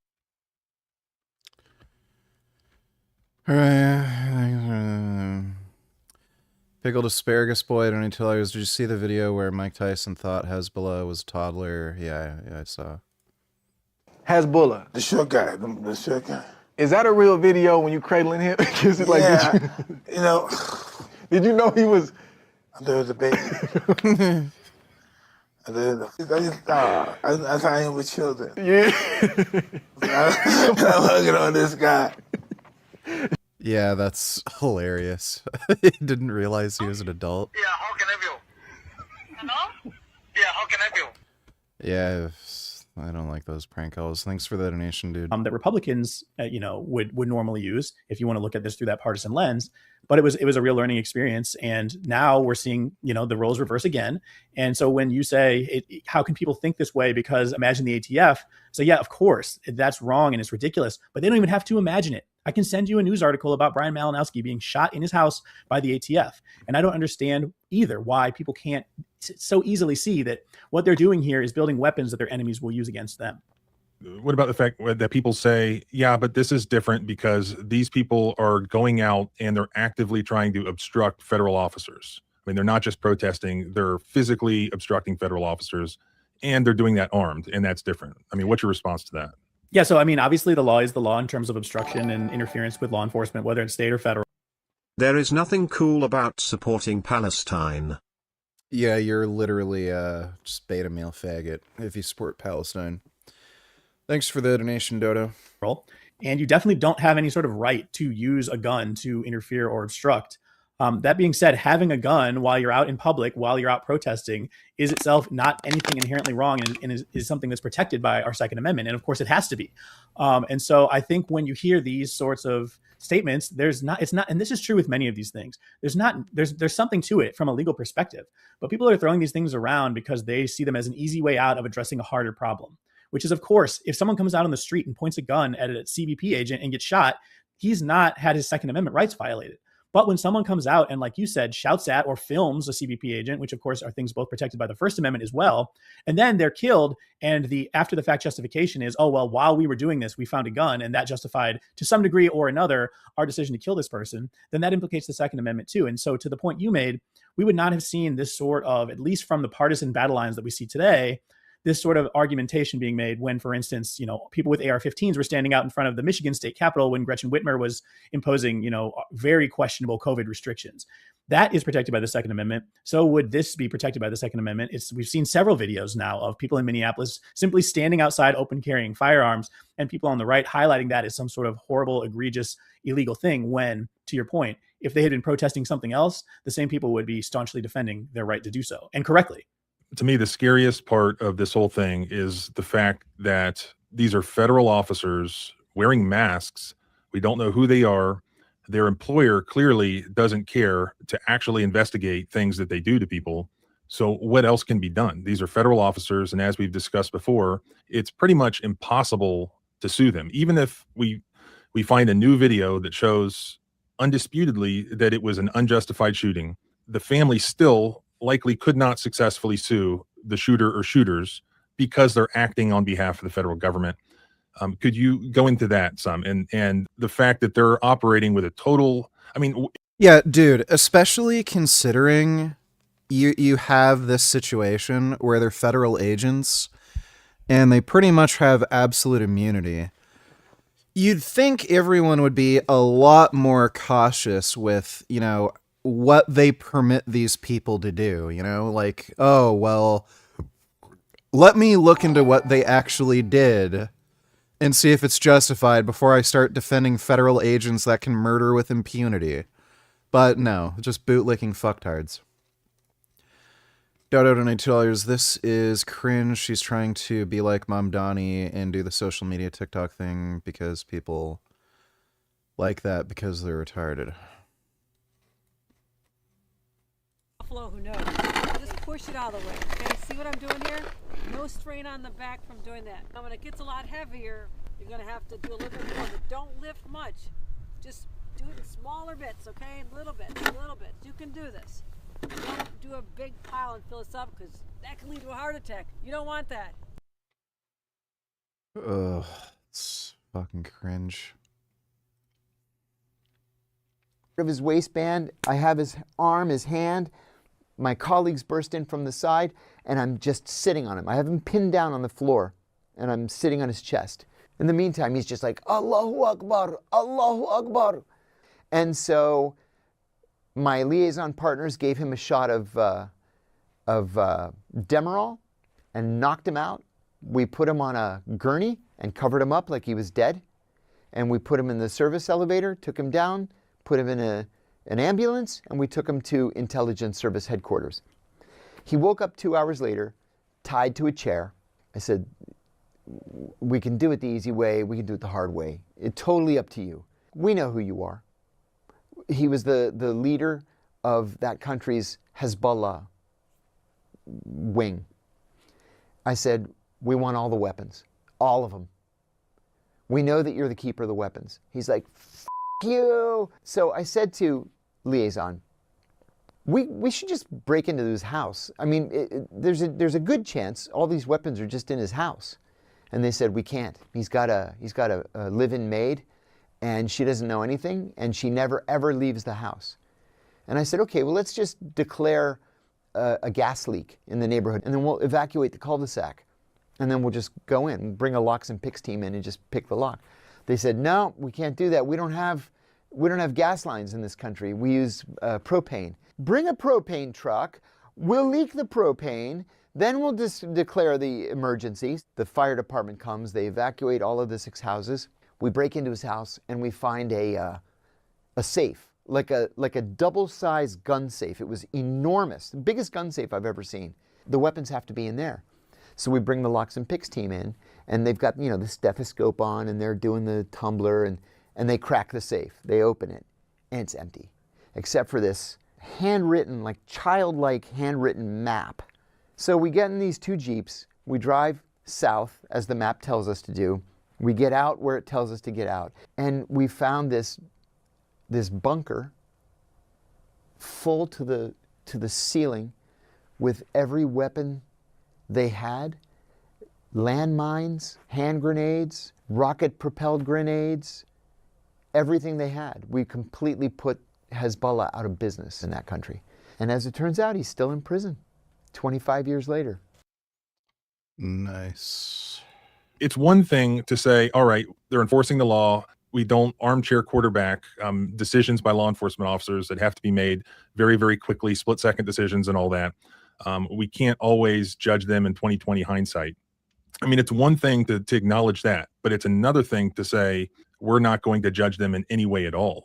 If the feds don't want to do anything internally to their own employees, sorry, there's nothing that can be done at all. You cannot sue these people, and the state and local authorities cannot even prosecute those people criminally. I mean, there's zero accountability for whatever these guys do, and it seems like they know that. Yeah, so I mean, there's several things I want to start with before we get into that, and now we're kind of zooming out to the bigger problem, I think. And so to start with, I think you're right. I mean, the federal government's not going to hold them accountable, and I think the statements that we've seen from people like Greg Bovino and Kristi Noem show that this is behavior that they want to encourage. I don't see any other way to interpret the fact that every time something at least questionable has happened, the immediate response before any evidence has actually been sussed out is for the government to come out immediately and full-throatedly supporting their officers and completely and totally treating as villains, calling terrorists or agitators or whatever the people who've been killed. And so I think the incentive structure is pretty clear for federal agents. Gee, donate $2. So the bodies piling up on the streets, that's all AI, that's all fake, is it? There are no bodies piling up on the streets. No bodies piling up on the streets. We've seen them with our own eyes. And no, not on the streets. I live in Tehran. Well, in the morgues. And by the way, so then rephrase and don't produce propaganda. I thought that Governs in Iran and who doesn't. Yesterday on the street, I heard to Roy, people who you call no difference. Okay. Thanks for the donation, dude. And of course, the bigger problem is the lack of accountability. And I'd also say that as someone who grew up in a conservative Republican household and came to sort of the lowercase L libertarian position that he's at today from that perspective, it is very shocking to see people from that milieu now cheering the idea of groups of masked, armed federal agents patrolling the United States for any reason. This was historically a boogeyman of the right, and correctly so, because you had instances like Ruby Ridge and Waco, and you had rightful concerns about the things that those bands of federal agents might be doing. This is something that violates concepts of federalism, and it, of course, is something that could lead to the violation of Americans' rights. And now, unfortunately, because the armed federal agents are roaming around doing something that people on the right may like to one degree or another, there's a lot more excuse making for something that on principle should simply be rejected as something that would be anathema to our founding fathers. In terms of holding... Donate $2. Do you take a multivitamin? Is it harmful to take it if you don't need it? I do take a multivitamin. It probably wouldn't really do anything if you don't need it. Thanks for the donation, Dodo. Holding them accountable, yes, this is really where I think the rubber meets the road. And so a few years ago, in a case that we litigated at the Institute for Justice called Bird versus Lamb, you had a conservative judge, Don Willett, in the Fifth Circuit, a conservative circuit, lamenting the fact that federal officers act in what he referred to as a constitution-free zone because there's nothing that can really be done to hold them accountable when they violate the Constitution. And you touched on several of those reasons, but I want to go through them to show to people just how completely insulated federal officers are And one is, okay, well, maybe we can hold them accountable by charging them with crimes when they really act badly. So let's take this scenario and change it to be one where this officer is on video saying, hey, I'm going to go over there and murder this man, and then goes over and murders the man. So it's just as clean as it could be. There's no, disputes about what happened. Even under those circumstances, you're now left with a situation where state prosecutors, like you said, generally have a very hard time suing federal officers if their actions are taken pursuant to their federal duties. This stems from a case from the Supreme Court in the 1800s called In re Nagel, where a U.S. Marshal killed a man who was trying to assassinate one of the justices of the Supreme Court who recused from the decision in the case. And the Supreme Court basically said the Supremacy Clause means that, at least under some circumstances, state prosecutors cannot charge federal agents with crimes for conducting actions that are, quote, necessary and proper to their federal duties. And of course, there is some logic to this. We don't want to essentially allow states to make federal operations de facto illegal by simply arresting every federal officer who tries to engage in what is otherwise lawful behavior. I think that the Nagel decision has been read very lazily over the past century by the lower courts, and the Supreme Court has done very little to sort of rein it in. And so you see essentially the rule being applied is that if someone's a federal officer, they can't be charged with a state crime. That's not actually true. I don't think that's true under Nagel. I think there are also exceptions that need to be made for Nagel. And one of them would be if an officer is violating the Constitution, the Supremacy Clause shouldn't protect him. But as the law stands today, it's extremely difficult, bordering on impossible, for state prosecutors to charge federal officers with crimes when the crime is committed pursuant to actions taken in the line of their federal duties. That leaves us with federal prosecutors who can, of course, prosecute federal agents. There's a statute, 18 U.S.C. 242, that actually makes it a crime, and the crime is capital if the victim dies, for a federal agent to violate someone's constitutional rights willfully. And the willfulness standard is basically the clearly established standard from qualified immunity. This is a statute that has been in place longer than the Department of Justice has existed. This is a Reconstruction statute alongside Section 1983. But the glaring conflict of interest, which of course is federal officials charging other federal officials with crimes, means that the statute is almost never used against federal officers. It's rarely even used against state and local officers.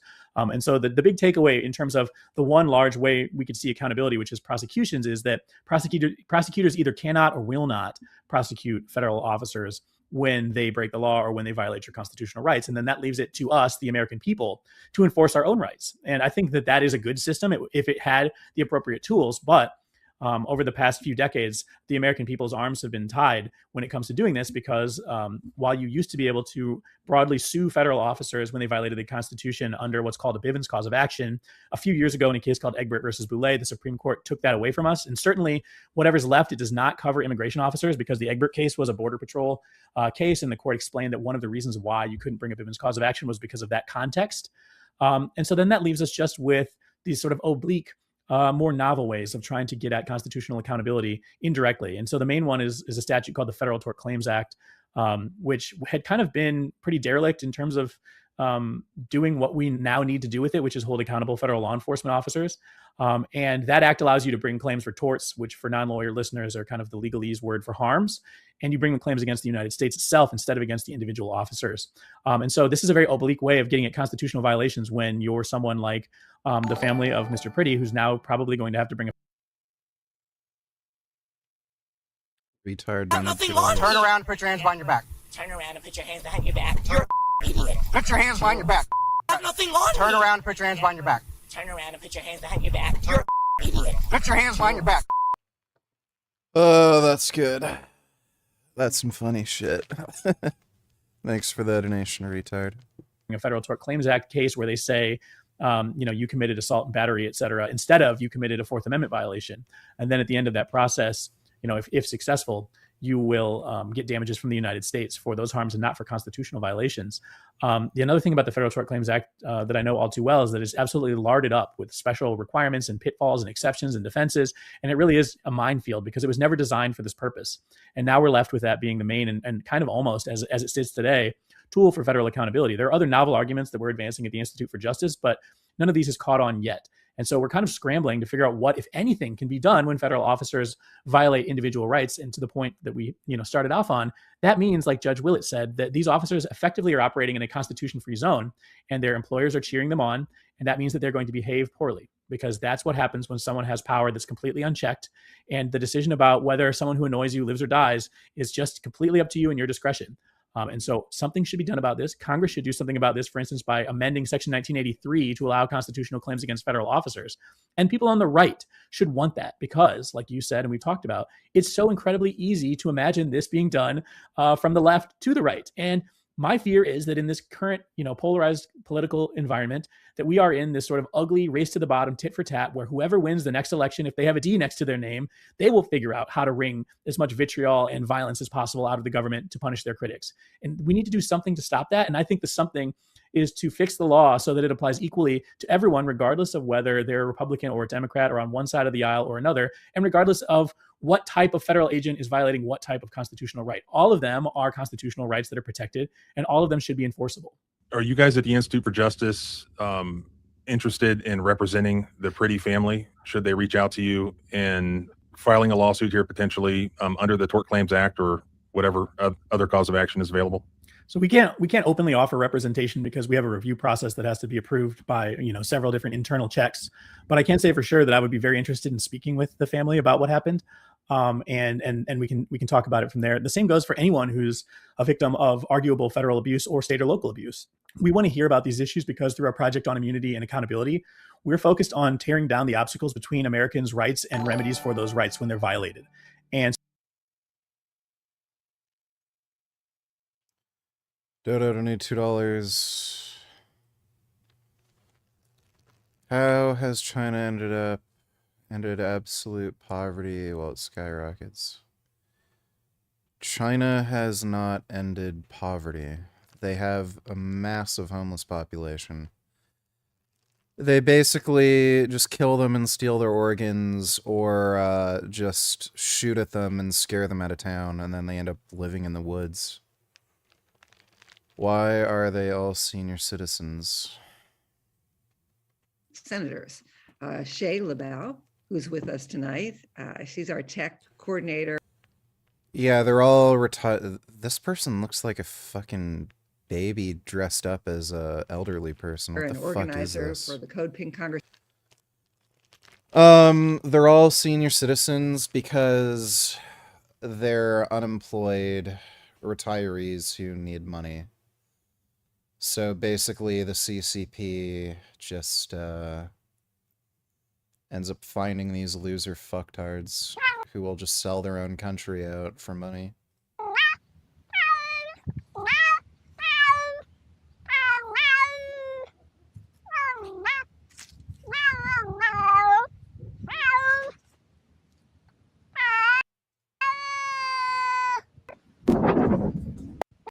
Here's a cat.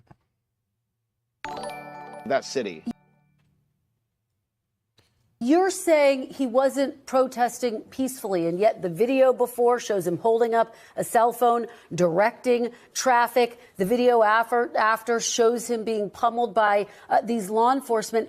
Everyone has now seen this video across the country with this man holding up a cell phone. And part of the outrage that people are expressing is that they feel as though the federal government is asking them to believe something that they don't see with their own two eyes. Is that what the administration is asking of the American people, to believe that he was violent when the video, based on what everyone has seen so far, does not show that?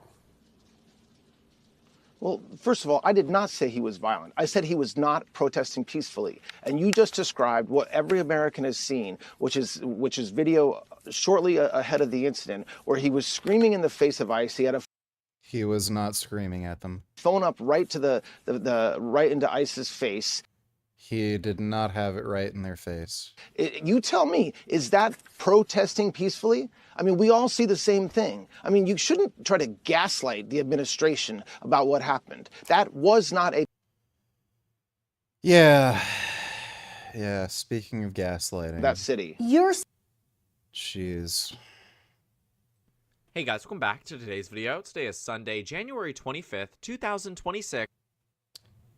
I guess we can look at that. Thanks for the donation, Dodo. $100, donated $2.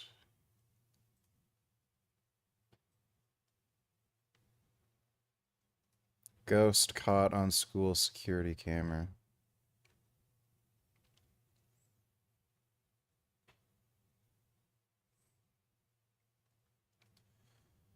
I think that's a person, not a ghost.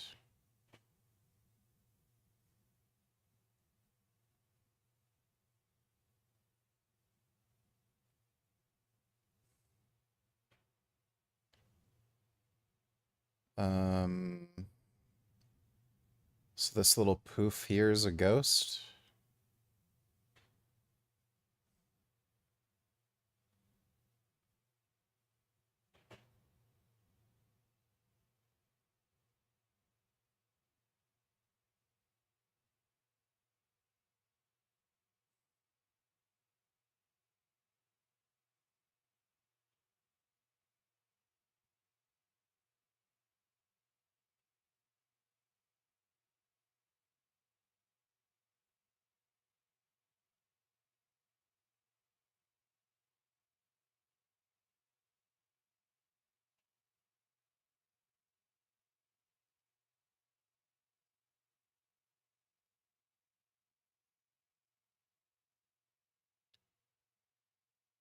Okay, I'm pretty sure that's not a ghost. It's probably just a poof. Thanks for that donation, $100. Sego $20. Dude, what the fuck, actually, do you get joy out of scamming me? Not cool. 7 sit-ups, you're gonna act like you forgot and scam me. What the fuck, man? 7 sit-ups, please. I have a good job. Sorry, I have a job and spending my money to get scammed. Not cool. Why is your latest vid removed? Don't scam. Just got blocked. Thanks for the donation, dude. I'll do that later. And today we are going to be talking about an exclusive Yeah, I'll twerk if you give me 50. set of reporting from Axios as they obtain secret recordings around Senator Ted Cruz and Donald Trump and J.D. Vance's conversation around Ted Cruz's massive warning to the president that prompted the president to scream expletives at Senator Ted Cruz in their 10-minute long conversation. Senator Cruz ended up telling Donald Trump that he believed that if they get to November and people are in a bad place on an economic perspective, Republicans will go into Election Day and face a bloodbath. He adamantly told the president that Republicans are going to lose the House, you're going to lose the Senate, and you're going to spend the next 2 years being impeached every single week. The response here, F you, Ted, directly from Donald Trump. Now, Ted Cruz has said for a while that, he has been seemingly concerned. These are things that have been reported by Axios here that, Donald Trump has warned Republicans in the donor class that Trump's tariffs would decimate the economy. These are things that members of the left, even those who are independent economists across this country, have acknowledged that Donald Trump's economic policy is not leading the country in a direction that is positive for American constituents, for American citizens, for that matter. They're not going to be in a position where the economy or prices are going to get any better, and thus Ted Cruz is trying to get to the president and tell him something needs to change. But obviously the president doesn't want to hear it. Donald Trump has had this scorched earth policy around how he has approached American politics since he came into office for a second time. Unlike the first time, Donald Trump actually then had a re-election bid to worry about. He had voters he needed to please, and he did not take on this sense and policy that feels as, again, scorched earth is the best way to describe it, as he does this time, because this time around, there's no elections left to win. I don't believe Donald Trump is going to try to go for a third term. It's very possible that he might, but I don't think that even the Republican base is at a point where they are all right and okay with that entirely. Now, that's a separate conversation. That road will be crossed if it needs to be crossed. But I do think that Donald Trump's approach to just American policy, domestic and international, is that he is really able to do whatever he wants within the boundaries of what his administration allows him to do and will help him do. And Ted Cruz is one of those Republican senators who might be a lapdog in public, but behind the scenes is barking at the presidents in the U.S. Senate. Inflation, he's not of each other. Oh my god, that was boring. And so if you find yourself in a situation where you think that that's happened, please reach out. You can go on ij.org and you can contact us by submitting a statement through the website. You can find me on social media. You can find my email if you Google me. We're a relatively small organization. We have a little over 100 active cases right now across the United States. That there is some fairness in the system sufficient to stop them from taking justice into their own stock or a high capacity magazine or whatever it may be. And you can find other examples that aren't just guns versus immigrants. You can pick the sort of the game of Clue here of like Mr. Mustard with Colonel Mustard with the candlestick, but the principles are the same. And it is absolutely shocking to see the Department of Justice come out with this secret memo being leaked saying, actually, no, ICE agents can search houses without warrants. And to back this up a little bit, this is not anything that's actually new, and it shows how pretextual the legal arguments are, and we can get into those in just a second. But when the president was trying to invoke the Alien Enemies Act earlier this year, there was another memo that leaked from Pam Bondi herself that effectively said the same thing. It's just that instead of talking about capturing illegal immigrants, it was capturing people who were subject to the Alien Enemies Act order. And it was the same scenario where they said, okay, well, you can have these administrative warrants. Here's an example of the warrant. And for those who aren't familiar, we're going to call these things administrative warrants. These are not warrants. I refuse to call them warrants. They're not the warrants that are considered in the Fourth Amendment. These are pieces of paper that are signed by one ICE agent to give another ICE agent approval to go into someone's house. And so in the same way that I could write on a piece of paper, John's allowed to go into a third party's house, these warrants have no actual merit to them. And they are called warrants because the government is trying to make us believe that they're doing something they're not, which is following the Constitution. These are warrant-shaped objects. And the importance of warrants, as the Supreme Court has repeatedly said, and is just simply common sense for anyone, is that you need a neutral person, a neutral judge, to weigh the evidence and decide whether it's appropriate for you, an executive branch officer, to do the thing. That's why warrants are required in the first place. Historically, we have a Fourth Amendment because in a case called Entick versus Carrington, that it was decided by the King's Bench before the founding, the King's men were just going under general warrants into people's houses and searching their papers and houses and effects and all the things that are listed in our Fourth Amendment. And we didn't like that. Even by the time of the founding, the British courts didn't like that. And so now for us to be devolving to that essentially where they can just say, well, I think there might be an illegal alien in there, so I'm just going to come in and toss the place. That should be horrifying to all of us. Even if we think every single illegal alien or every single immigrant should be excluded from the United States, and I certainly don't think the second one, it's crazy because the mistake level, given the volume of what's going on here, is going to be high.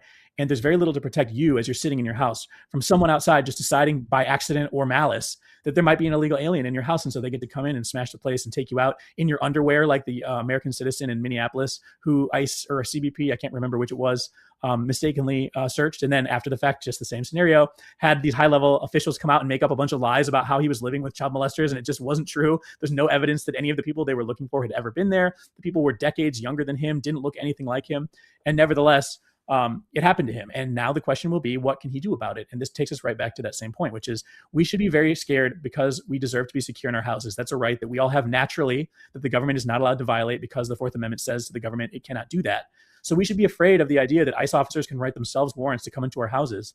And we should also be afraid that they might do that because they know that if they do, there's nothing we can do to hold them accountable, or at least the road to accountability is extremely narrow and extremely winding. And there are very few lawyers who are going to be able to navigate it. And so, if you are the victim of one of these wrong house raids based on an administrative quote unquote warrant, again, similarly to what we said earlier, please reach out to the Institute for Justice. Please reach out to me because I want to talk about this. We have been working on administrative warrant issues in the context of rental inspections for years and years and years. And those things are bad too. But this seems like a whole different level where you have the federal agents coming in and dragging people actually out of their houses. No, I'm not going to play Ninja Gaiden 4. Looks like shit. What about all these former federal prosecutors you see online who are lecturing people on administrative warrants and that's sufficient to come in? Particularly in the Eighth Circuit, I think they're citing this Abel case. Yeah, so Abel's a Supreme Court case. They're citing a case called Lucas. And the confusion is because the government has tried to shroud this all in secrecy. This was a secret memo that itself provided no legal authority. And so once it came to light, everyone was left to sort of guess what the government thought it was going to hinge its arguments on. And I think to begin with, that shows the government knows it's doing something bad. I don't have any secret legal memos. When I file my legal briefs, they are pretty straightforward and they're meant to explain to someone why I should win my case or why I'm right about the law. And so the fact that the government has been hiding this and is now still really not really explained it much. You had people like Oren Kerr, a professor at Stanford Law, who's a Fourth Amendment expert. He was sort of guessing at what he thought the government was getting at. And Abel was one of the things because Abel's a case.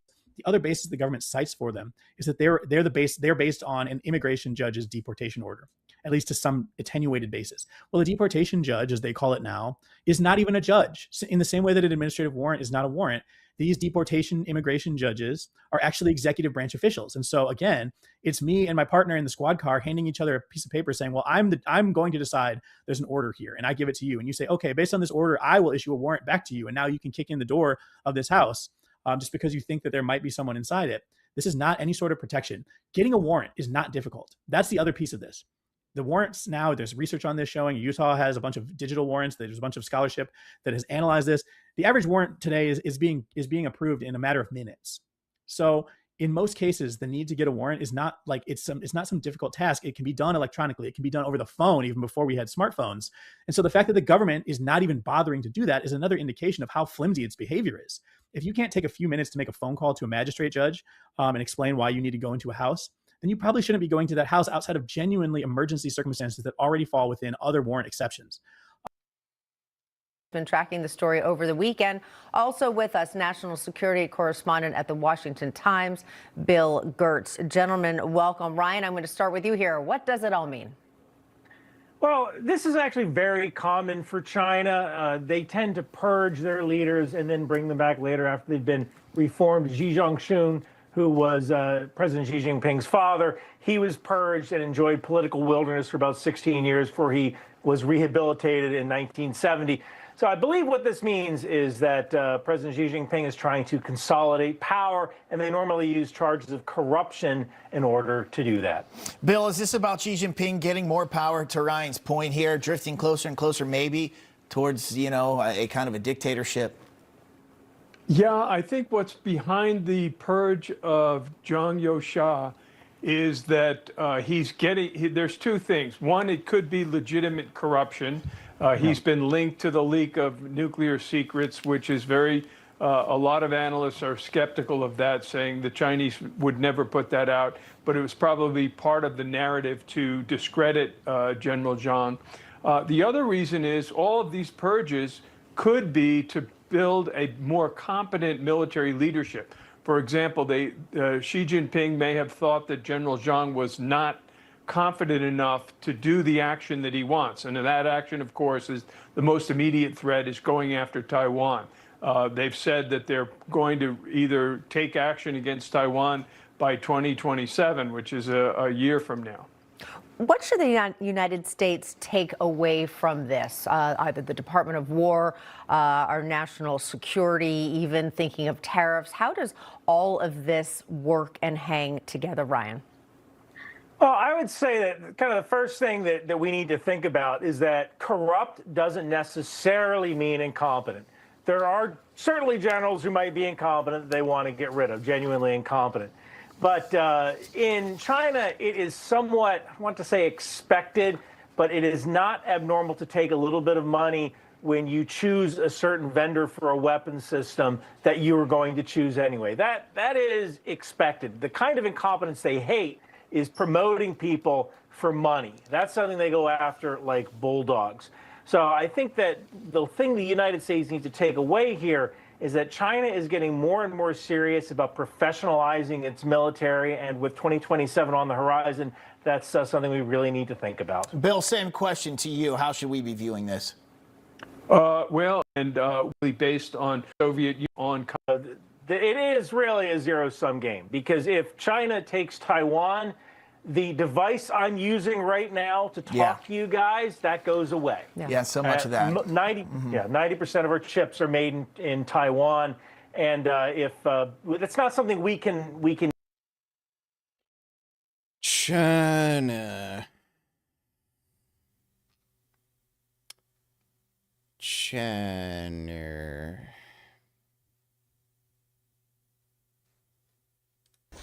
Ну веди, где твой кафе? Ого! Это вот там кафе? Holy shit. Oh. Я хочу, чтобы вы посмотрели. Dude.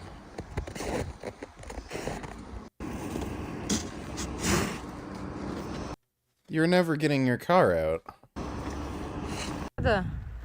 Вот там, вот будешь там во дворе. Holy fuck. Вот этот момент мой самый любимый. У нас здесь не говори. Доброе утро. Это доброе. Ну вы молодец, смотрите какой. Я обозначу. Она есть. Красавчики. Jesus. Молодцы.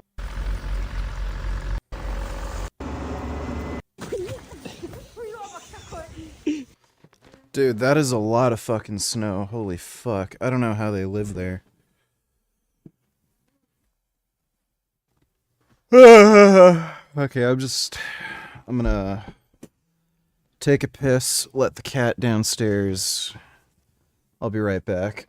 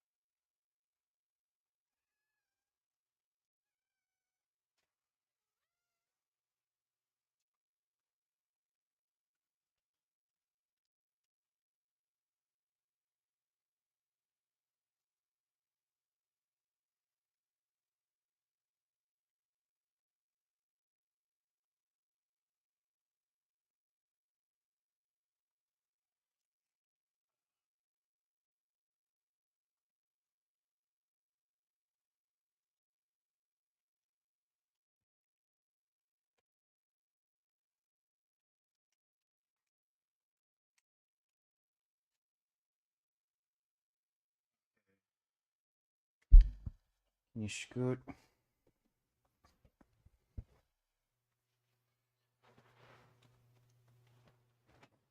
Get out.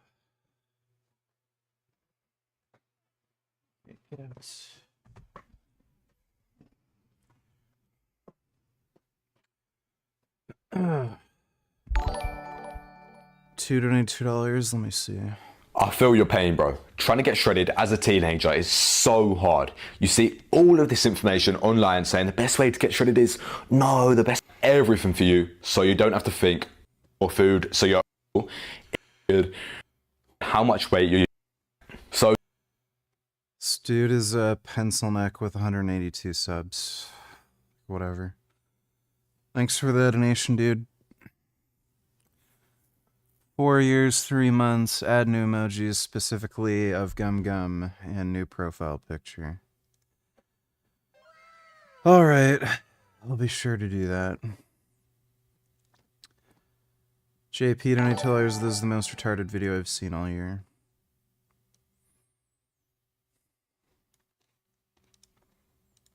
Jewish ritual to their god Saturn, the black cube of Saturn. 9/11 in Roman numerals is IXXI. You could see IXXI is embedded on the Star of David. IXXI also goes back to Freemasonic symbolism, pillars on the left and the right.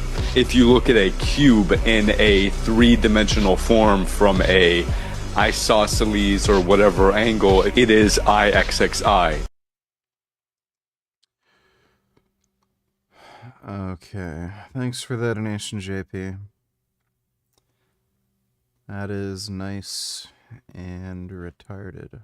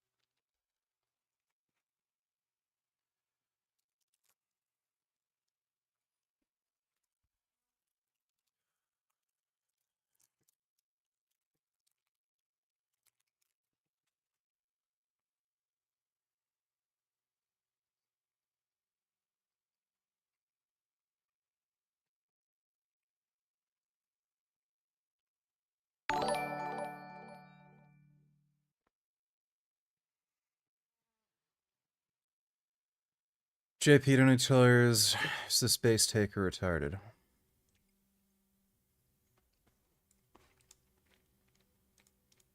Is just eating meat. Yeah. It's often more effective. Yeah. Yeah, so let's listen to Ronald McDonald, who has acne all over his face. So let's listen to this creature who's on tons of roids who looks like fucking shit. I mean, if you actually think that synthetic powder with preservatives, artificial food dyes, artificial sweeteners, and pasteurized dairy is better than whole meat or whole eggs, you might be dumb as rocks. Yeah, it is. This guy's a fucking pencil neck faggot. And I would bet money that both of these guys have below 700 testosterone naturally because they drink protein shakes. And if you drink protein shakes and you have a shitty physique and you have below 700 testosterone, follow my page so you can actually get high testosterone.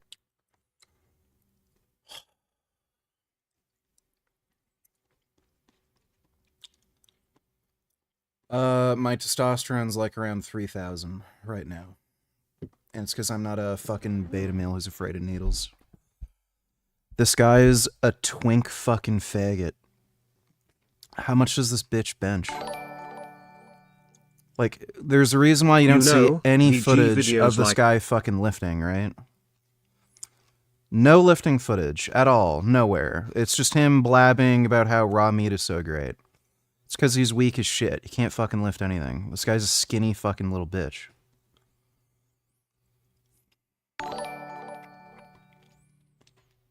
You know, VG videos like that honestly make me worry for our species' future. When is this rapid anti-Semitism going to end? I have no idea. Thanks for the donation, Dodo.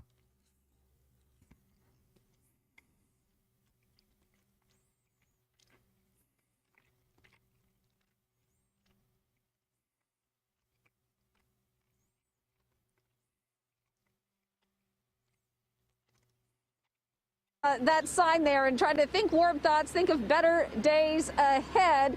How's it out? I've had my scraper all morning. Steve earlier in the show was talking about trying to make some money. It's difficult because some people have work hard and get it done right. John here. Bob, oh you got to be Bob's ISIS now, but you got to be. If anybody knows be that dog dog, it's Uh-oh, this dog. I hope gate. And it's not as icy as it is slippery right now, but you got to be careful. We have, besides talking to John, who's been out walking his dogs, talking to other folks who have ventured out because they have to. Uh-oh, this dog. I hope they don't realize this dog just ran out here. Look at the puppy. Hey, come here, come here. Come here. I don't see an owner. Okay. Oh my god, that's a good puppy. Hi there. I'll keep an eye on her. Anyway, hello. Oh, what do you know? We don't want to start. Forget the people we talked to earlier. It's a nice puppy. I like puppies.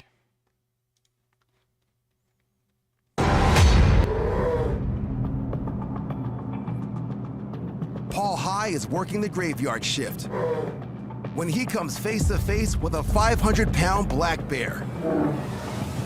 I was on my way to go change the outside trash, and I was walking towards our automatic door, and it opened. And then I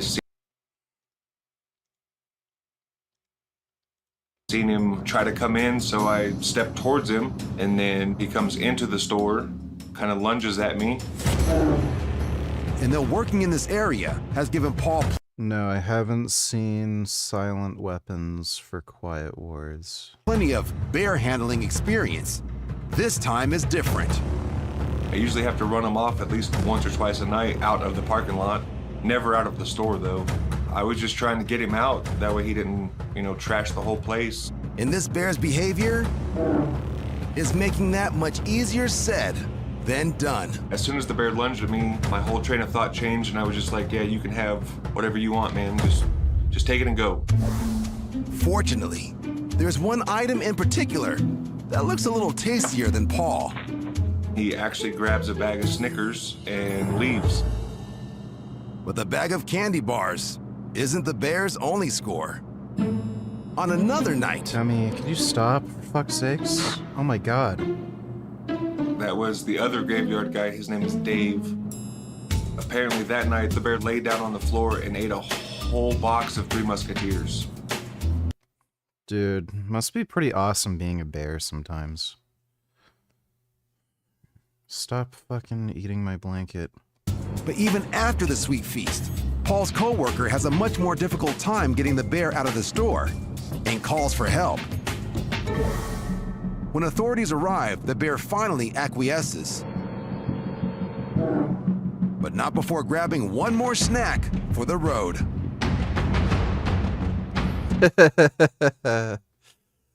Oh, that bear is hilarious. Gee, how many dollars does this interest you, VG? Since 1947, India and Pakistan... No. I would not listen to anything this guy says if it's something that's important, because he gets so many details wrong about so many things. Like, if you're watching a video on who invented peanut butter, like, who the fuck cares? But I wouldn't listen to this guy's, like, videos on, like, historical events or, what the next war is going to be, because he's just... I don't know who's doing that horseshit for him, but it seems like there's, like, some writing team who's relying on, like, AI for research. Thanks for the donation, though, G. The spontaneous visit stopped after the California Department of Fish and Wildlife capture the bear and release him somewhere far away, making it one less troublesome, cranky customer for Paul. Oh no, he's not gonna have Three Musketeers bars anymore. And his co-workers to bear with. It was not in the job description to get bears out of the store when I was hired. That was not part of the deal.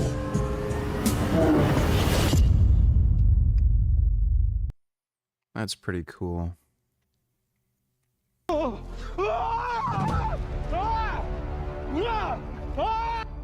Did you know that Imagine being a little bitch who's afraid of a fucking bear.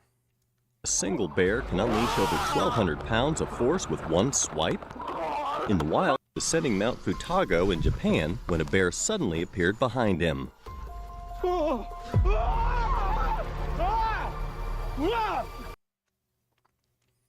What a fucking pussy. The man kept... This man was fishing and the kind of guy the bear behind him. Terrible.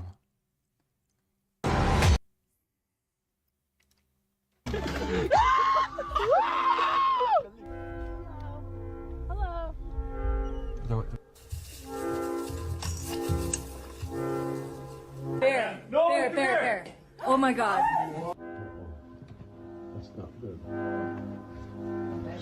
Take off, bud. Go on. Hey, girl.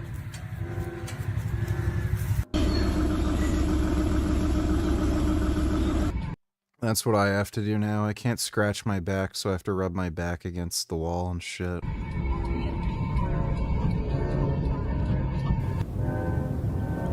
Oh, if not friend, then why friend-shaped? Oh, bubbles.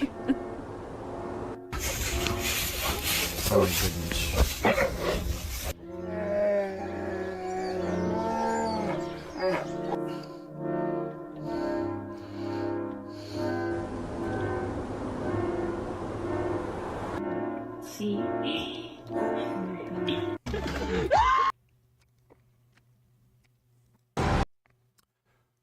Those are bears.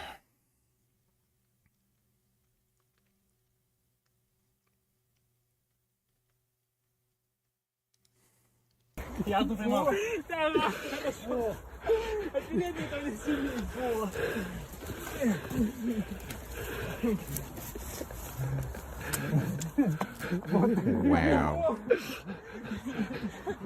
She bears are French. Bears are French. They're nice. They're not friend, and why are they friend-shaped? And yet women say they would rather choose these dangerous man-eating beasts over a man. Yeah, they're just retarded. Thanks for the donation, Dodo.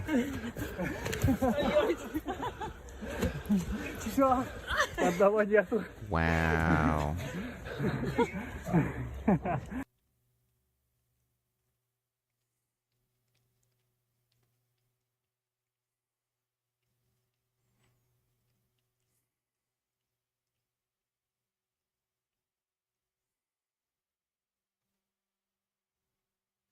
There's no way. Does he actually hide this? 곰실곰실 버젓이 횡단보도를 건너고 있는 저 괴상한 놈의 나가던 사람들 이니야 이니야. He actually rides it? 멧돼지를 끌고 다니던 할아버지. This isn't fucking AI? 달려들어도 사람 공격 않고. How in the hell does he ride the 이리저리 thing? 멧돼지를 끌고 다니던 할아버지 아예 올라타고 이니야 이니야. Fucking bizarre. That's a big boar.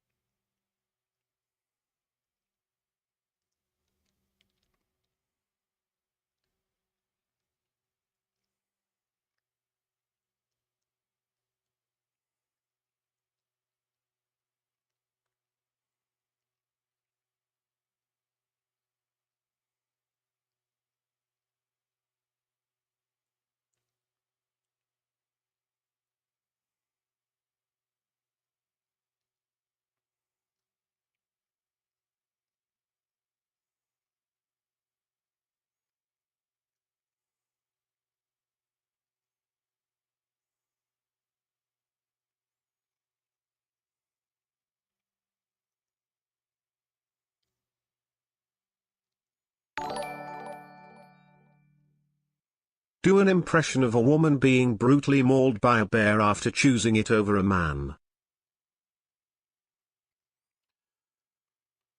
A man must have raised this bear because there's no way a bear would naturally want to attack me. It's getting influenced by toxic masculinity. Thanks for the donation, Dodo.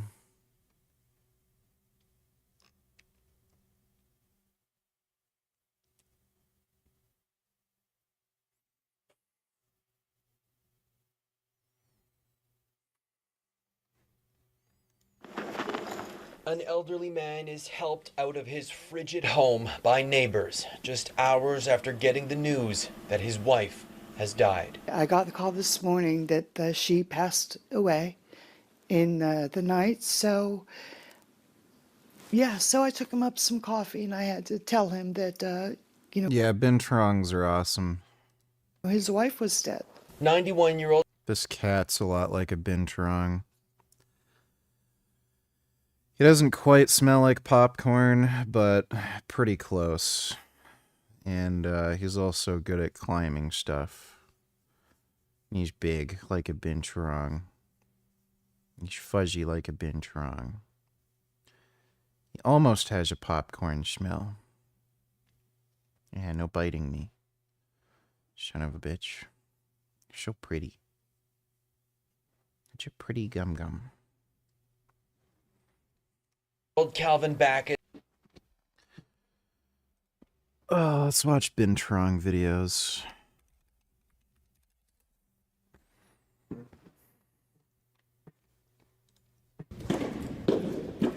There's Popcorn having fun running around a gym. He's coming to me now. They run really funny. Hey, crazy. Hit him. My Hi. goodness. You are so happy today. Yes, you are. Oh, you're a good girl.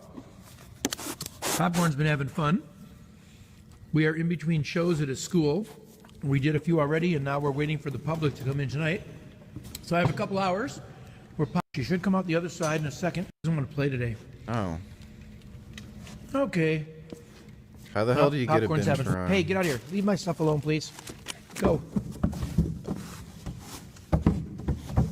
Okay, that's enough footage of Popcorn. 5 surprising facts about binturongs. Also known as bear cats, binturongs are neither bears nor cats. These fascinating creatures are distant relatives of civets and genets. They boast a unique prehensile tail and shaggy fur, making them easy to recognize. Binturongs are tree-dwelling experts.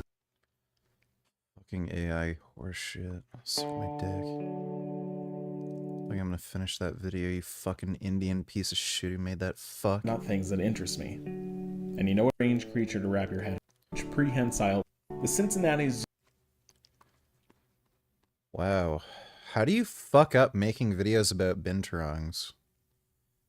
Fucking annoying assholes. This episode was brought to you by Skillshare. The binturong looks like a mix between a bear, a cat, and a monkey, but they're more than the Bear, cat, monkey. I want one. sum of their weird-looking parts. Oh my god. Hi, I'm Danielle, and you're watching Animal Logic. The binturong, or bear cat, is found in Southeast Asia. They are members of the vivarid family, which makes them the close relatives of civets and genets. Though, based on their appearance, they look to be I want him. That's a good binturong. more the drunk uncles of civets than anything else. Civets and genets look like a hybrid between a cat and a ferret.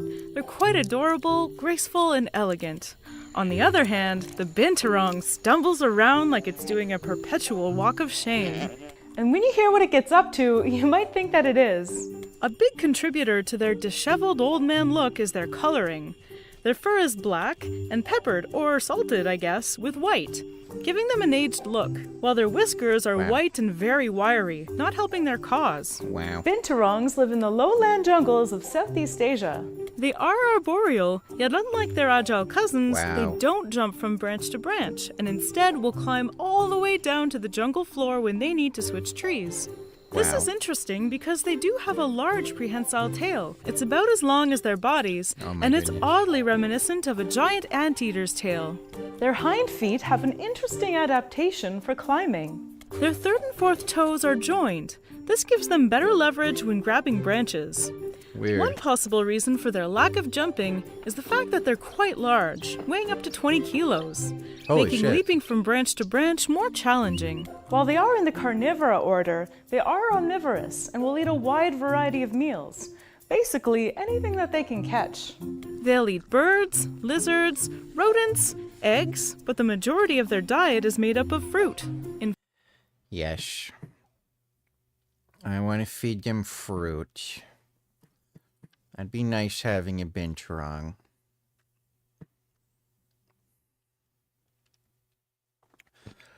I don't know where people got the idea that cats are carnivorous. This cat just wants to eat, like, beans and popcorn and potato chips and shit. If I open up a can of beans, this cat just, fucking goes nuts. Tries to eat my black beans and chickpeas. It's not right. Cats are herbivores. They just like beans and rice cakes. In fact, they eat so much strangler figs that it's through binturong feces that strangler figs primarily spread their seeds. Binturongs also have crushing cheek teeth, which is an indication of a frugivorous or fruit-reliant lifestyle that is quite rare amongst civets. They have large, sharp claws used for climbing and for defense. When threatened, they can become very aggressive and will defecate, urinate, growl, bite, and maul as necessary. All elements in a good fight. To communicate with other binturongs, they'll use a series of screeches and growls. They also use like their people. large, wiry tail to communicate by shaking it or making it stand up to communicate aggression. Binturongs are primarily active at night and in the early morning, with full moon nights seeing the most activity. They are highly solitary animals and don't often meet outside of mating. Females have the ability to delay embryo implantation, meaning that they can mate year-round, but she'll time the embryo implantation. Dodo donators, they let anyone speak at the Zoom meetings. It would be funny if you crashed their next one. Ask them why they aren't speaking up against the genocide in Iran. If there's not any more hands raised or things people want to share before we start, because I'm excited to hear from our guests. You know, worked through. They're all dumb bitch old ladies.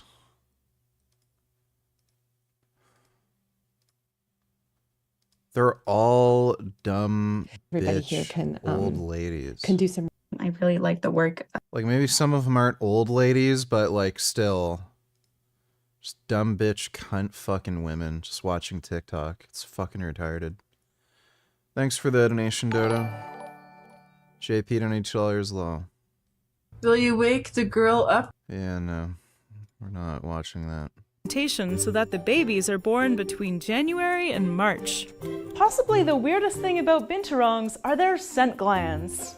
These exposed glands are located next to their genitals, and they'll use them to leave scent marks on everything that they sit on or rub up against. Sometimes they will even pee on their large bushy tail and use it as a brush to mark trees in their territory.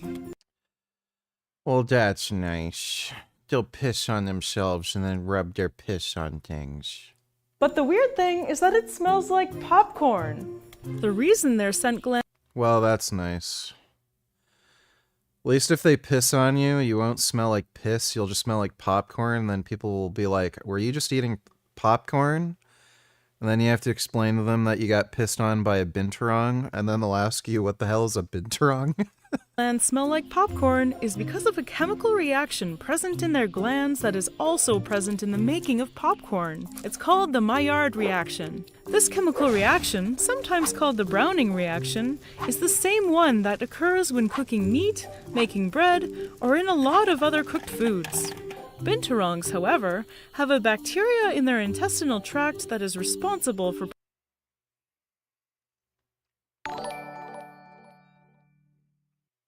Hey, I haven't heard that woman's voice in a long time. Who was that? Did you miss hearing her? No, did not. producing this delicious smelling compound, which they use to communicate. So if you're ever around a binturong and you smell popcorn, just remember, you smell their genitals. Binturongs are a vulnerable species, and their numbers have declined by 30% over the last 18 years. One of the main culprits is poaching. They are killed for their meat and skin, as well as captured to be sold in the exotic pet trade. But the major reason for their population loss is habitat degradation due to deforestation. The forests that they live in are being knocked down at increasing rates to make room for the palm oil industry. Congratulations, you're banned. Not only do they eliminate critical binturong habitats by cutting down vast stretches of forest to make room for palm oil plantations, but during the logging process, they build roads into otherwise inaccessible rainforests, making it easier for poachers to drive in and pick off any binturongs looking for a new tree to climb. Oh no. Donald Trump has to invade South America more and kill poachers and anybody who harms binturongs. But the good news is that you can help. Many of the problems facing different animals seem impossible for a single person to help make a difference. But with binturongs and the many other species in Southeast Asia whose numbers are drastically declining due to increased demand for palm oil, you can make a difference with your purchasing decisions. Palm oil is found in a lot of everyday products, and some of the biggest contributors are soap and shampoo. So next time you're shopping, look for products that are certified palm oil free. Oh look, a new generation of old hags to run code pink and ruin our country. Yeah. Fucking boomers seem to be responsible for ruining everything. Thanks for the donation, Dodo.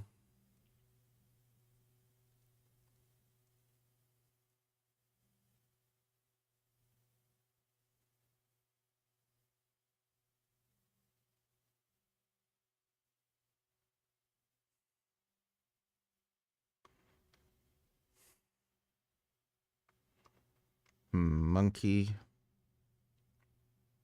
Frog. Dinosaurs. A Dean cat? The hell is that? Oh, Komodo dragons.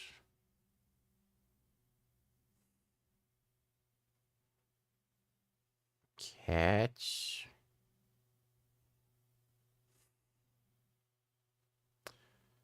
Tardigrades are cool. I still gotta put that tardigrade design on a t-shirt. The Nile is... Dodo, donate $2. Let me see. The rapper formerly known as Kanye is apologizing today for, in his words, reckless behavior. He took out this full-page ad in the Wall Street Journal. Ye did, titled, "To Those I've Hurt," going on to say... Yeah, it's just bullshit. It's just total bullshit. You'll notice this came right after the backlash with like Andrew Tate and everything playing his song at a club. So this has something to do with him losing money and stuff like that. So it's just bullshit. How did these... This guy, This is a like, time. he may in fact be like an actual psychopath. But at the very least, he's a narcissist. He doesn't give two fucking shits. And he's remarkably fucking racist. Not just to Jews, but to other black people. So... Thanks for that donation, though, Dodo. The Nile is the fountain of life and the river of death. It's a fertile green ribbon in one of the driest. Machine doesn't need venom at all. It hunts using nothing but muscle and timing. This is the African rock python, Africa's largest snake. It's an ambush. You know, I went to the bathroom recently, and something similar to this came out of my ass. Dodo, don't need $2. Well, VG, what I'm saying, you can join one of their Zoom meeting and ask them why they don't give level 4 travel advisory against Iran and speak up for the Iranians dying at the hands of their regime. I think I'd rather not interact with them at all because they're just dumb fucking cunts anyway. Stupid bitch. Fucking idiot. Just so fucking stupid. Yeah, I don't really want to go to China and eat gutter oil and then fucking die of some weird mysterious disease that hasn't been discovered yet. Thanks for the donation, Dodo.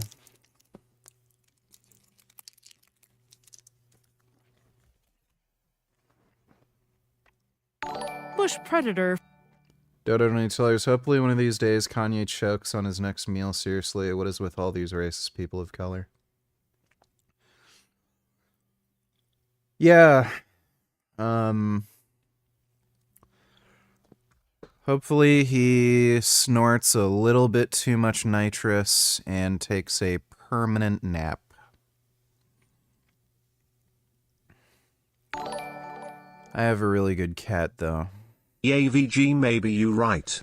I literally just opened another YouTube video from a completely different channel and it was the same guy I sent you. I think he gas me a pull. With the different channels being about different topics. He must just be a narrator. There's at least 6 different YouTube channels that he does videos for, and they upload like every day or every other day. It's insane. So yeah, he's not developing the scripts or content for any of those videos, and for them to put out so many videos on so many different topics, they're relying on AI for research, and they get a fuckload of shit wrong all the time. So, like, if you're just watching some silly nonsense about how, like, a candy was invented or something, whatever, you know, but I would not rely on that guy as a source of information for any kind of important topic. So, like, geopolitics. Thanks for the donation, though, G. From the African swamps that can grow over 6 meters long. The Nile River sprouts in the jungle around Lake Victoria, the largest tropical lake in the world, and home to both of these terrible reptiles. The African rock... You know, I wonder if anybody's done Zootopia cosplay.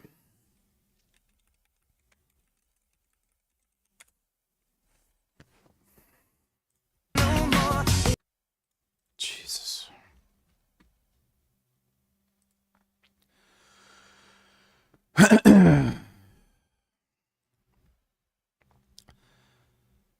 That's just fucking disgusting.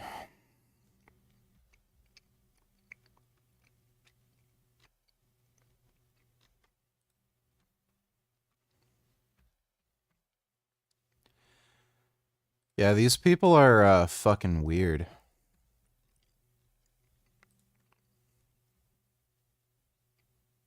Jesus Christ, they're fucking freaks.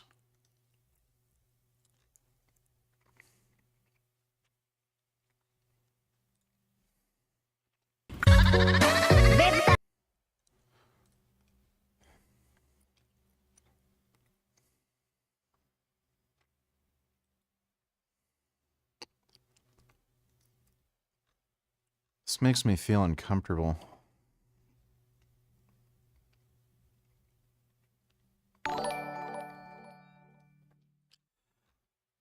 Yeah, these people are fucking weirdos.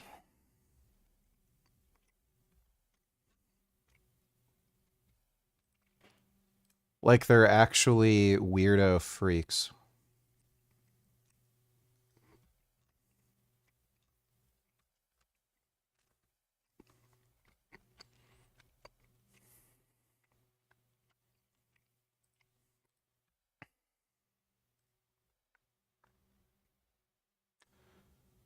We literally just watched this video.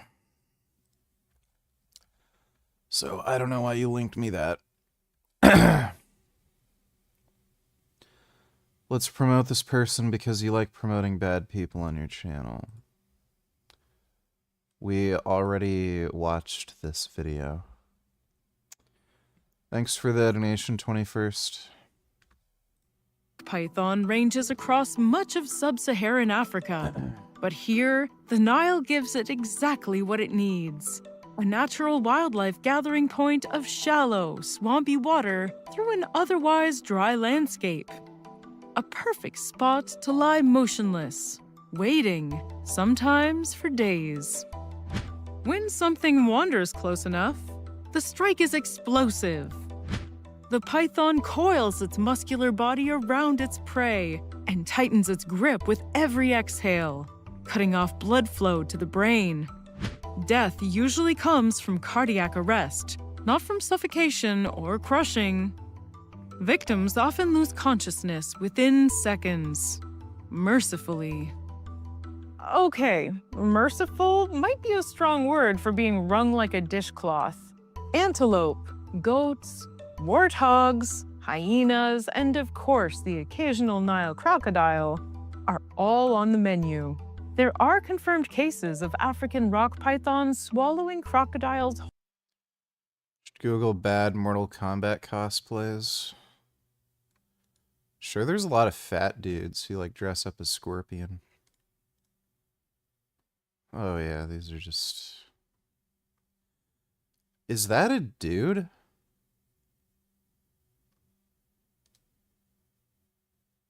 Yeah, is that literally a dude? Those look like dude feet and dude hands and like a dude body and shoulders. I think that's a dude. Yeah, those are gay dudes. Yeah, those are gay dudes. That's an anorexic person.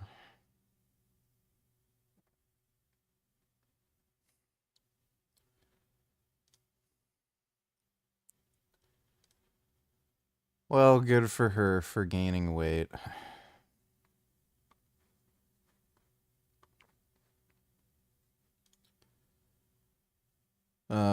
That one's funny.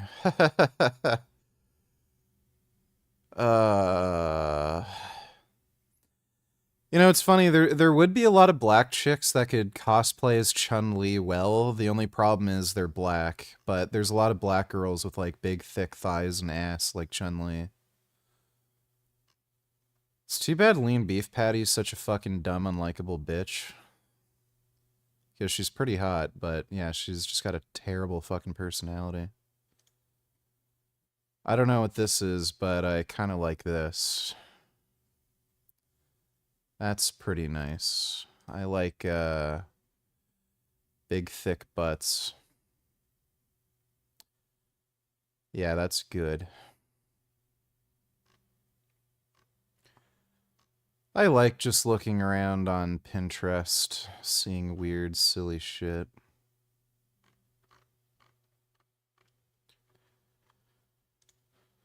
Let's see, that's a good butt. That is also a good butt. Where's some of the Rhea Ripley shit? Rhea Ripley is fucking sexy as hell. I want to see more Rhea Ripley. Who'd be your favorite cat besides Gum Gum? Well, Prismo. He's dead, though, unfortunately. But he'll always be in my heart.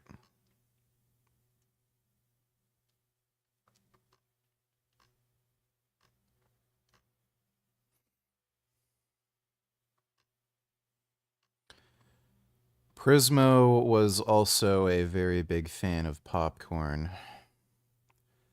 Yeah, Rhea Ripley is sexy as hell.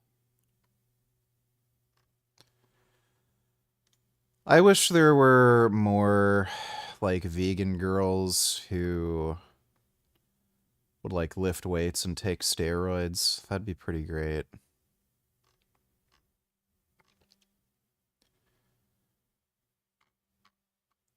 But I like her thick, juicy rear end.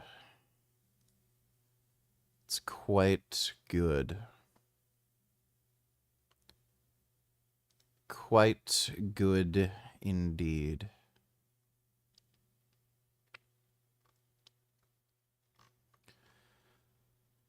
I'm just a fan of thick cheeks, you know?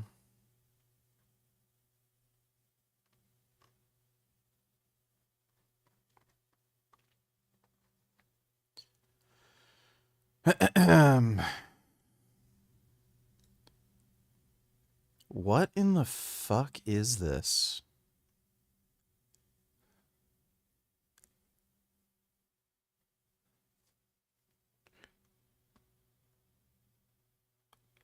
That doesn't even look like it's big enough to be one of those dust masks. Like if you're doing carpentry. Some of these are baffling. Oh, is that Noob Cybot or something?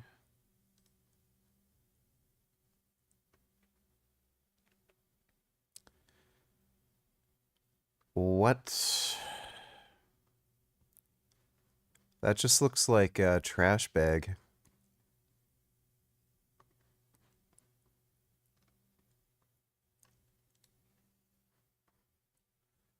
That one's pretty good.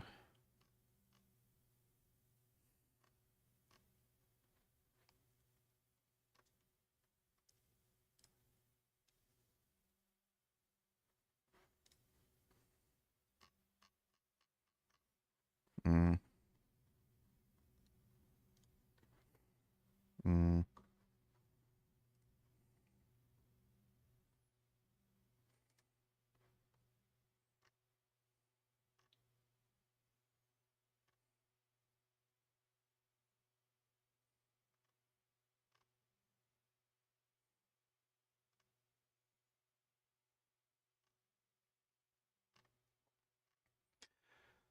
I think the best ones are when fat people dress up as a Mortal Kombat character and the costume isn't even any good.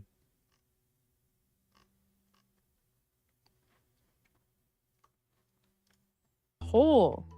Yes, mostly juveniles, but still impressive. So why the death hug instead of venom? The rock python's prey is large and fast. After being bitten, they'll run away. Yeah, I've seen the Resident Evil movies. They're fun. You know. Like, you're not supposed to take them seriously like real movies. They're stupid, but, you know, they're just fun. Often beyond the snake's range. But being able to wring their prey to submission ensures not only that the prey is killed quickly, but also that it doesn't escape. And after its massive meal, a rock python might not need to eat again for months.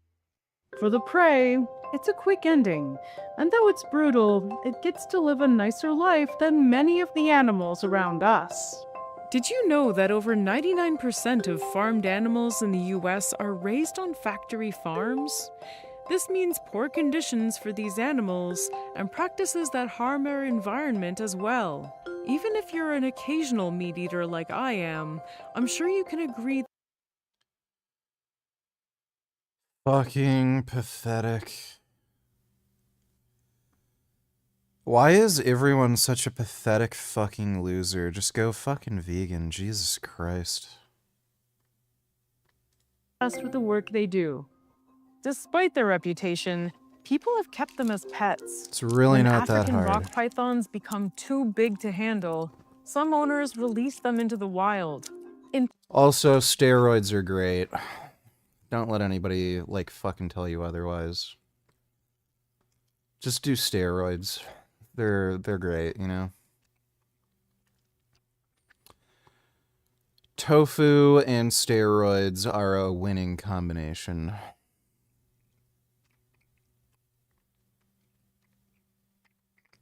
Parts of Florida, that's turned them into an established invasive species. But there is a mushy side to the rock python. They're usually great moms. After laying up to 100 eggs, females stay with their clutch, coiling around it to guard against predators. They'll even shiver the same muscles they use to kill to keep their eggs warm. I wonder if pythons are cuddly.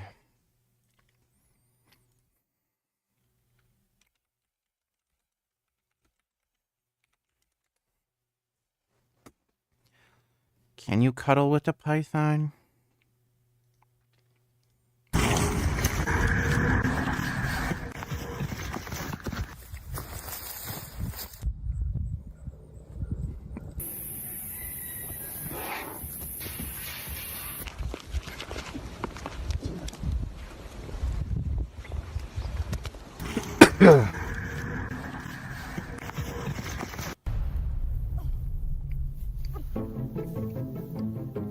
Cows.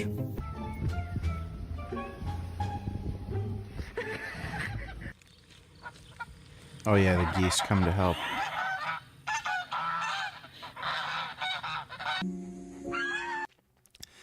Yeah, it's really funny. Geese actually come to help. Yeah, they all run to help. See him?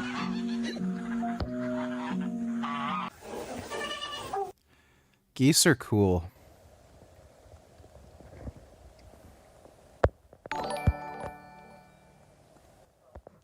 Joey is cuddly and warm and cute and thick and 777 duovigintillion 777 unvigintillion 777 vigintillion 777 novemdecillion 777 octodecillion 777 septendecillion 777 sexdecillion 777 quindecillion 777 quartuordecillion 778 tridecillion 888 duodecillion 888 undecillion 889 decillion 999 nonillion 988 octillion 999 septillion 999 sextillion 999 quintillion 998 quadrillion 888 trillion 988 billion 888 million 889,888.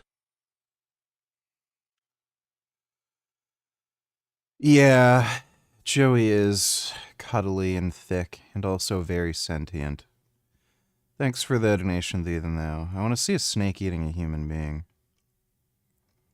How come there's no footage of a snake killing and eating a person? I can find crocodiles killing and eating people. Wish I could find snakes just swallowing a human being whole. That'd be cool.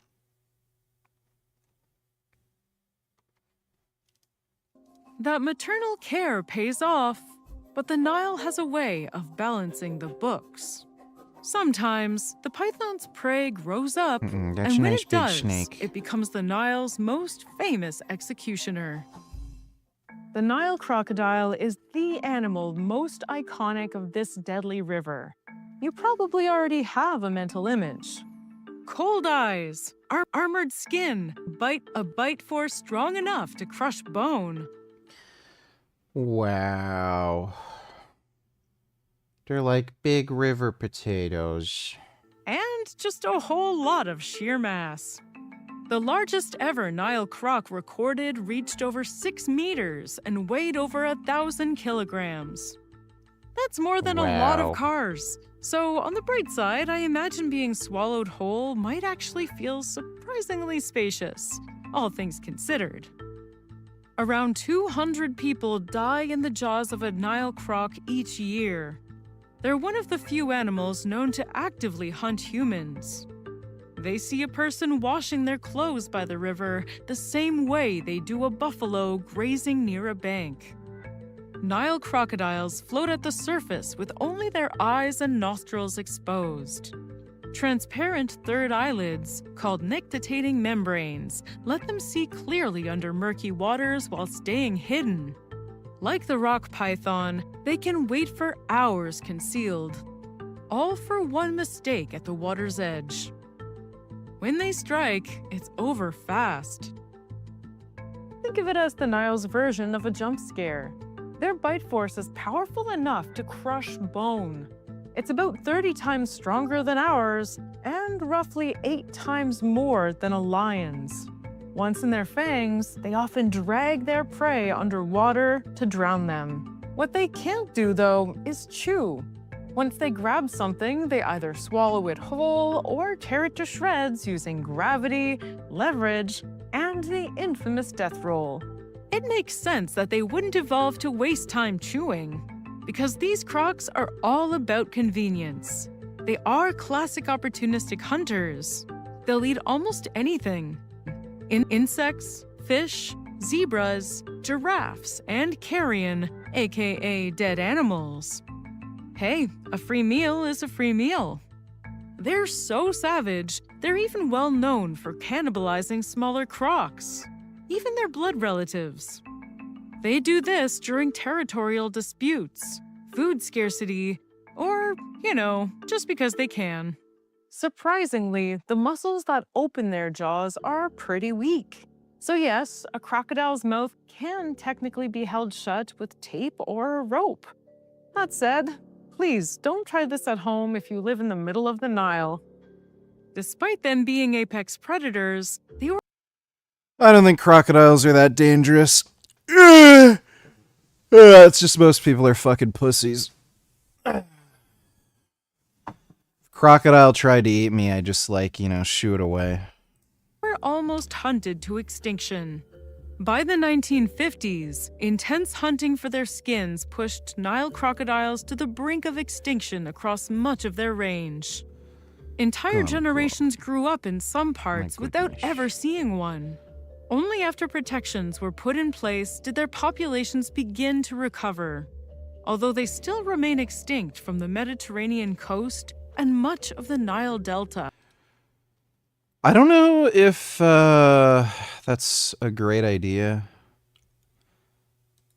I know some predators, especially scavengers, they do help to clean up dead carcasses and prevent the spread of disease and shit, but do we want more crocodiles killing and eating people and other animals? In ancient Egyptian mythology, the crocodile god Sobek represented both protection and destruction. A reminder that the Nile... Are you finally destiny built? That is to say, do you realize he is a fucking retard and no one should take him seriously? He is an ugly manlet contrarian jester. Well...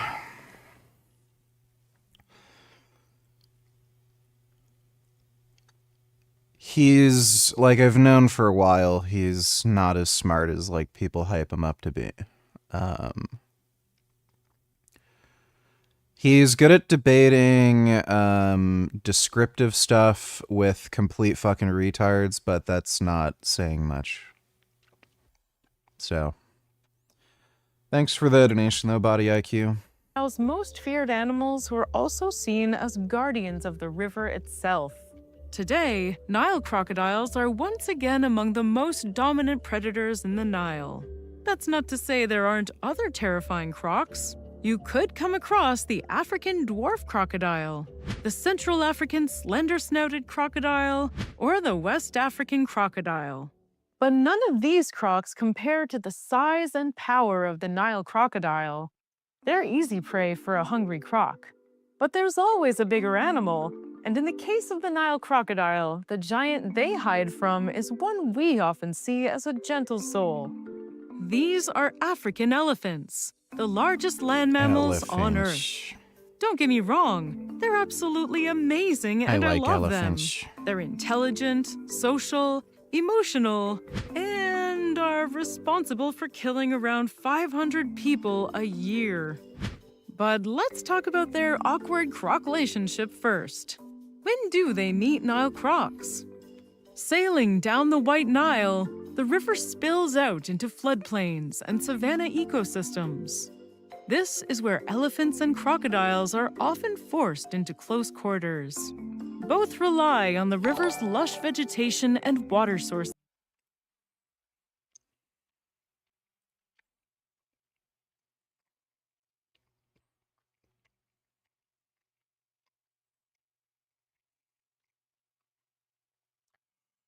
It'd be $8.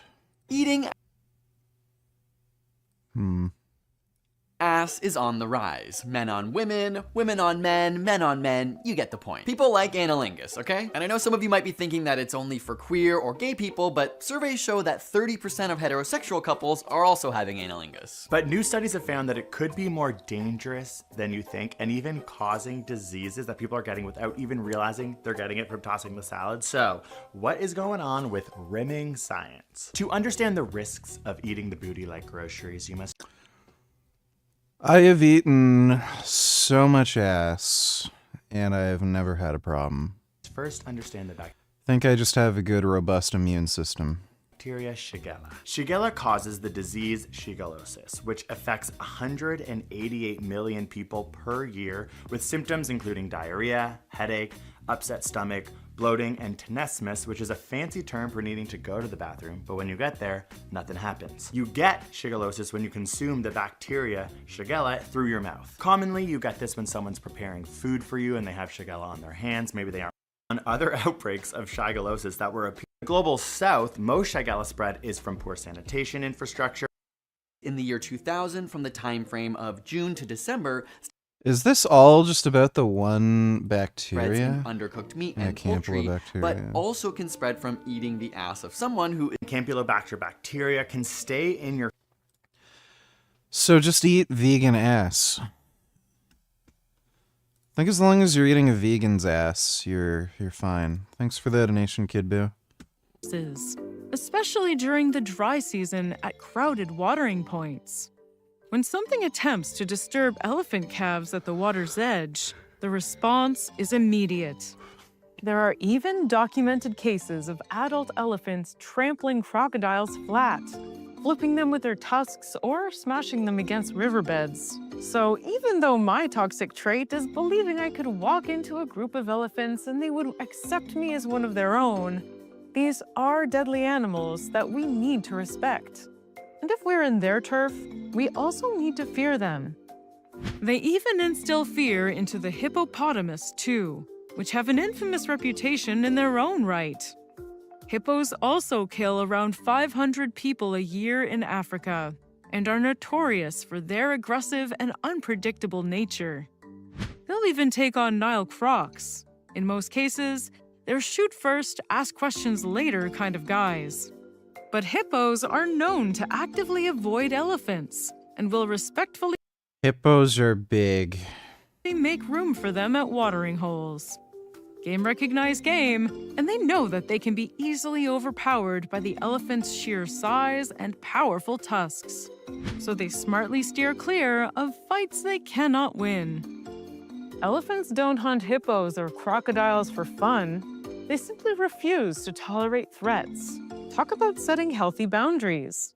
Back to us, with shrinking habitats, aggressive encounters between people and elephants. The electric catfish is, quite literally, a swimming taser. These are fish that can generate shocks of up to 350 volts, which is basically like sticking your hand into a wall socket. It's enough to... You know, I'm sure eventually we're going to have genetic engineering for humans where we can have electrical powers and, like, throw Hadoukens and crap. Stun and catch fish, deter predators, and surprise unsuspecting fish for the fact that most of its body. The African tigerfish looks like someone gave a torpedo a mouthful of knives. With piercing eyes and razor-sharp teeth, tigerfish are among the most aggressive freshwater predators on Earth. Their genus They look really mean. name, Hydrocinus, translates to water dog in ancient Greek. Those do not look like nice fish. Because according to ancient philosophers, they have that dog in them. They replace all their I heard a Muslim say that homosexuals will go extinct because the current homosexuals can't have offspring, at least without surrogate. A boastful fucking retard. From your worldview, do you wish you were gay so you would only have to deal with males?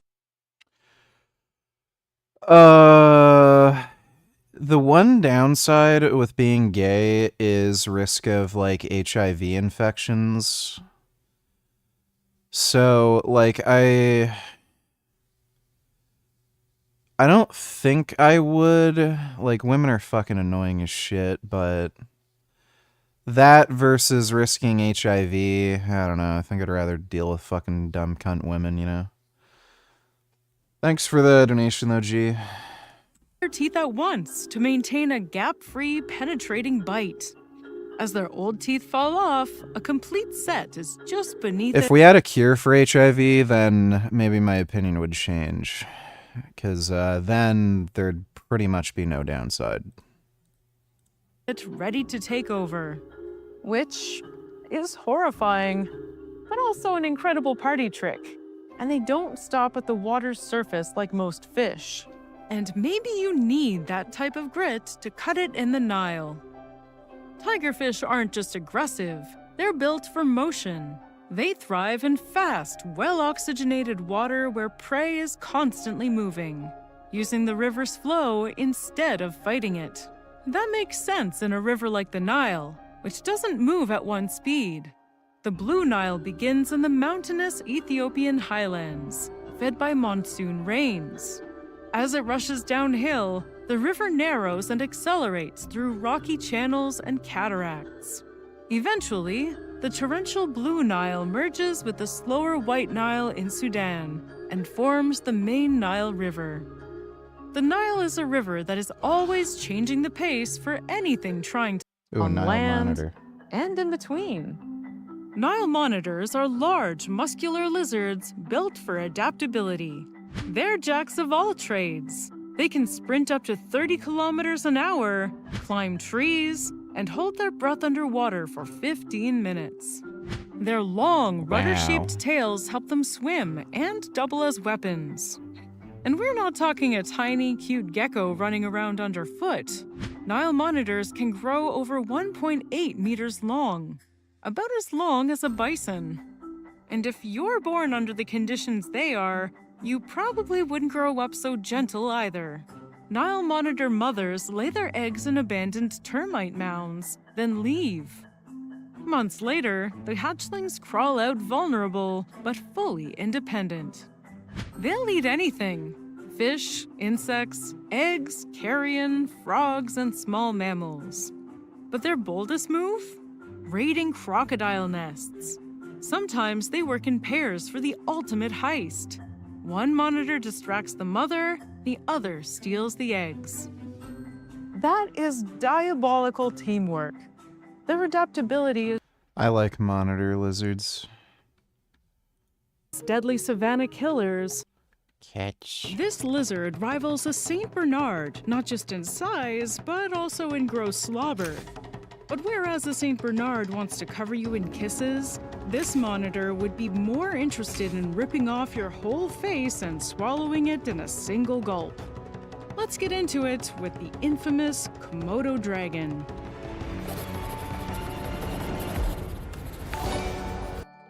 At around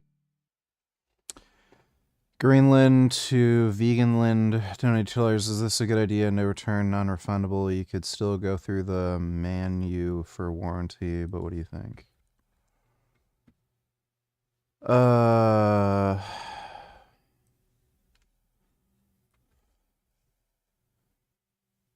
return, non-refundable, but warranty.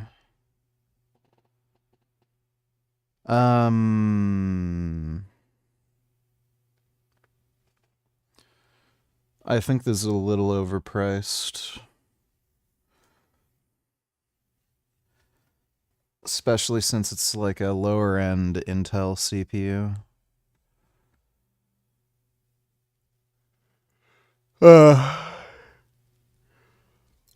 So yeah, I'd say it's a little overpriced.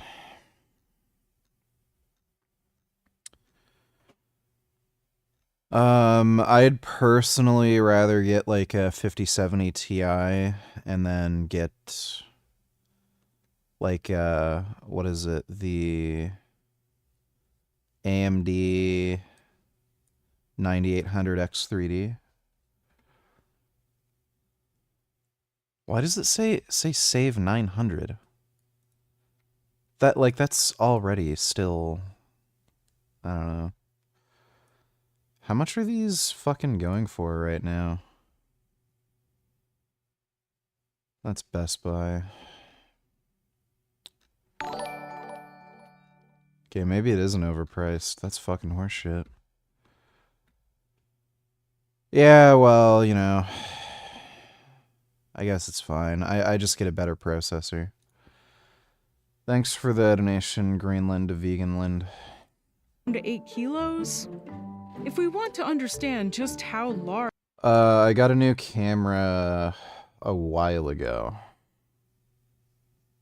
Like, it's been like 6 months at least. A Komodo dragon can get, we need to double the length of a green iguana and add about 160 more kilos. That's right, the lordiest Komodo ever known clocked in at 166 kilos. Wow. That is heavier than the largest dog ever recorded, a St. Bernard named Benedictine, who was a whopping 162 kilos. Aside from fighting in the same weight class and having mouths dripping with drool, that's pretty much where this reptilian brethren, like alligators and crocodiles, what it lacks in power, it makes up for in sheer intensity.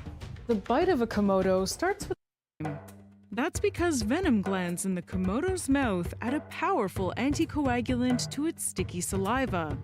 The prey will bleed out and be left for Komodo food. This is a new discovery. Oh my goodness. For a long time, we all believed that Komodo dragons had boatloads of bacteria in their mouths to give their prey nasty infections. This has been officially debunked. Any dentist would be proud of the oral hygiene of Komodo dragons, who do have cleaner mouths than we do.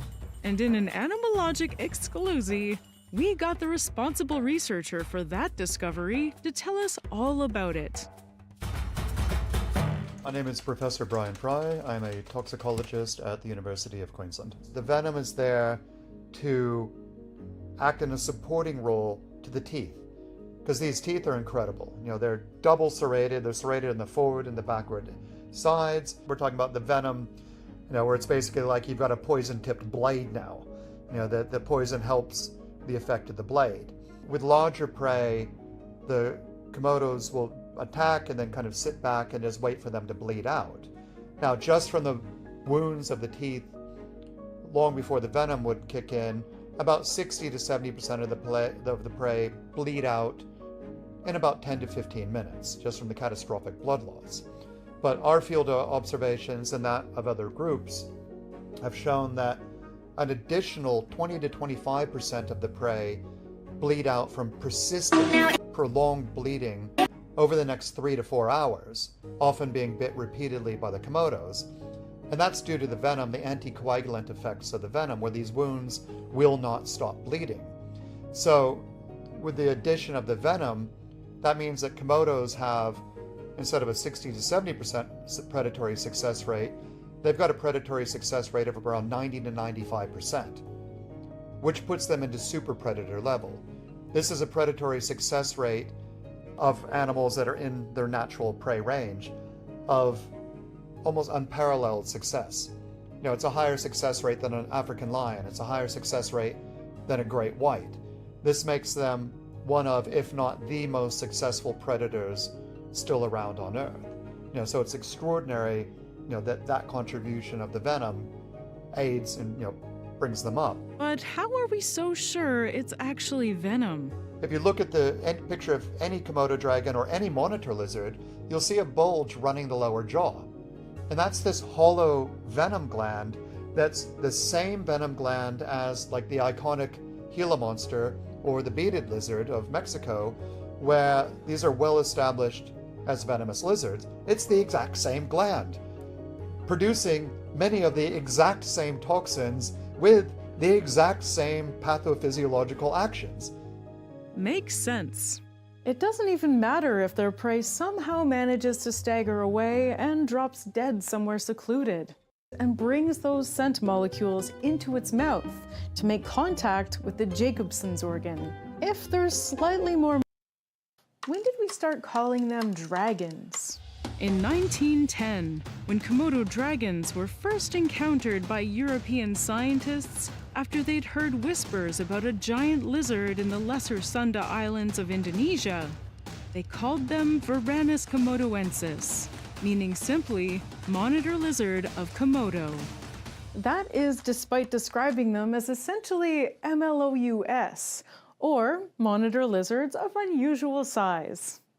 In 1926, when 2 live Komodos were captured for the first time, it was determined that the scientific name lacked panache. It wasn't the cat's pajamas. It needed some razzle-dazzle. It was then that the plain old monitor lizard of Komodo was first anointed with the title of dragon in the 1927 book, Dragon Lizards of Komodo. And in a way, Komodos are as mythical and elusive as dragons. They only exist on a few islands in Indonesia, with an estimated 2,500 individuals remaining in the wild. So while we may be afraid of Komodo dragons, what we should really be is afraid for these endangered monitors. While those that live outside are especially threatened by human populations, while they can run at up to 20 kilometers an hour, turn into this. In the grasslands of Africa and Asia, the story begins with our main character, the African wildcat, or Felis sylvestra libica, if you want to be formal. That's where Sylvester the cat That's a cat.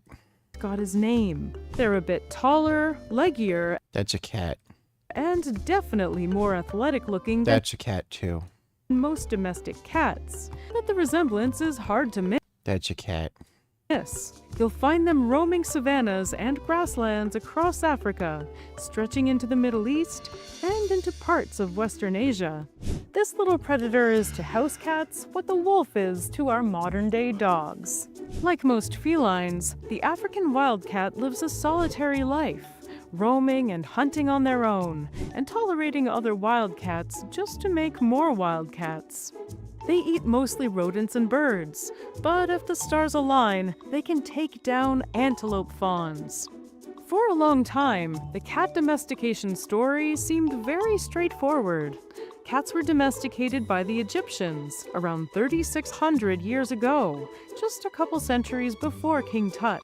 Oh my god. When she broke her arm, she had 3 babies. She led me to her nest and let me help her take her babies into my outdoor enclosure where I kept the babies so that her arm could heal.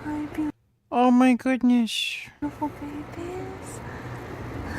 When an animal trusts you with their life that way and with their babies' lives, I don't think there's a greater gift. Let me see your corner beans. My name is Erica, and this is Sarah Connor's story for GeoBeats. Dude, I want to be friends with squirrels. Oh my god. 4 years ago, in front of my house, they had cut down a lot of trees, and one of them had a squirrel's nest in it. There happened to be 3 baby squirrels in the nest. The crew just left them there in the pile of leaves. It happened to be Sarah Connor and her brother and her sister. The mom was not around. I tried for 4 days to reunite the babies with mom. If mom is around, alive, she will come claim the babies.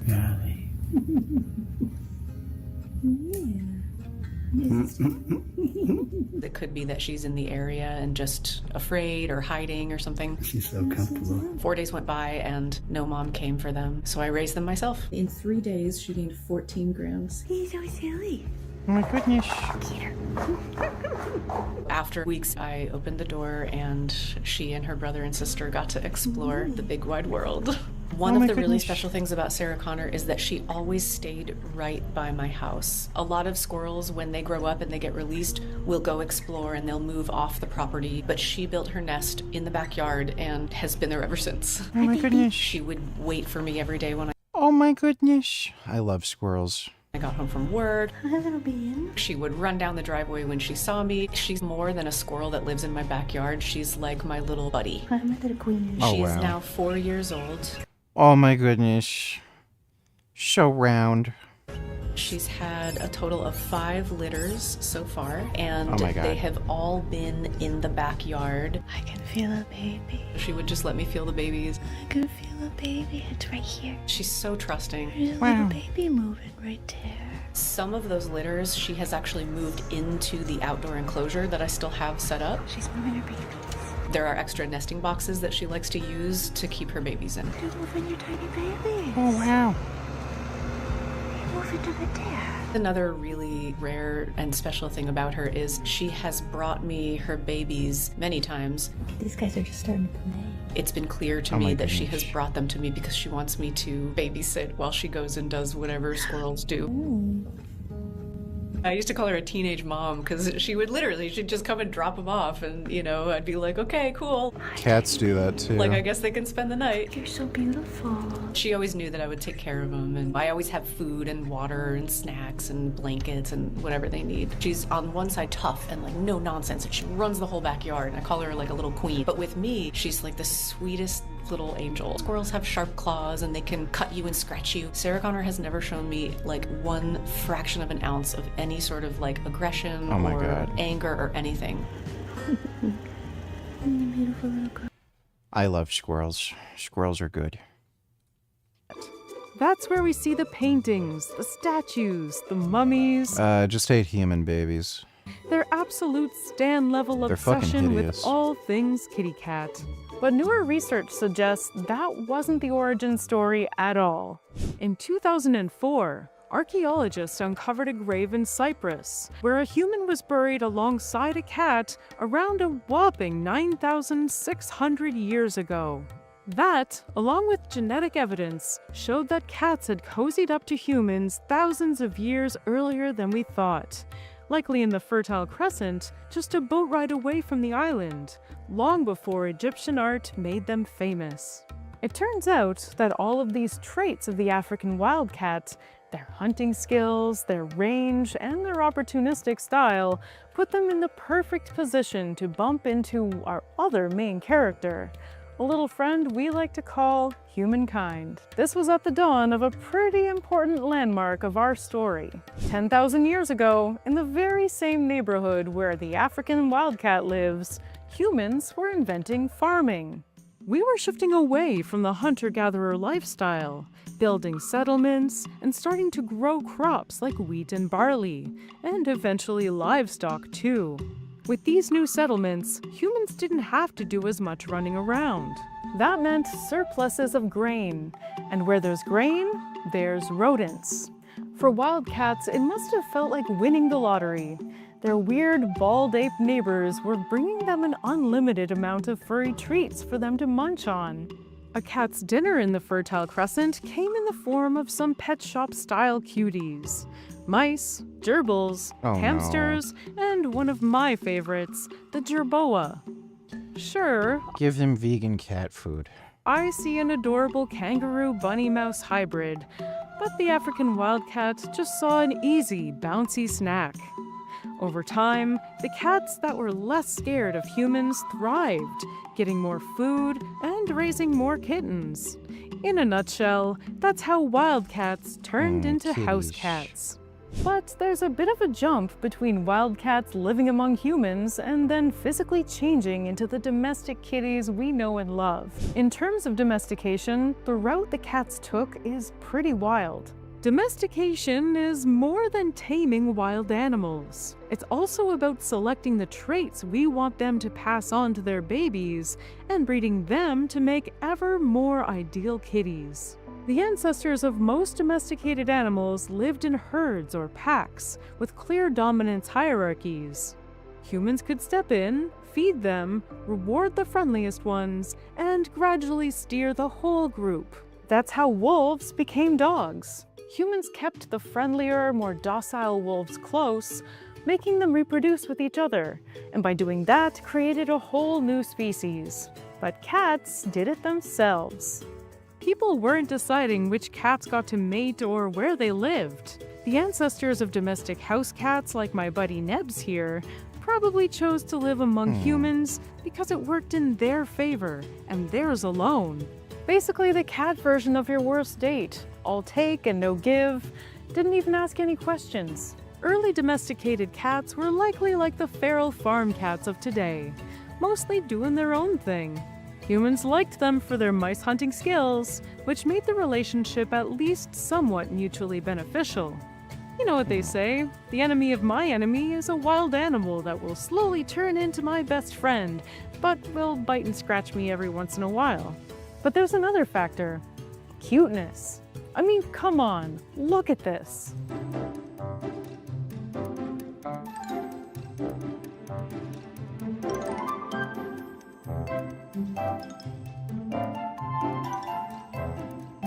Wow. Scientists call it neoteny, and it's adorable.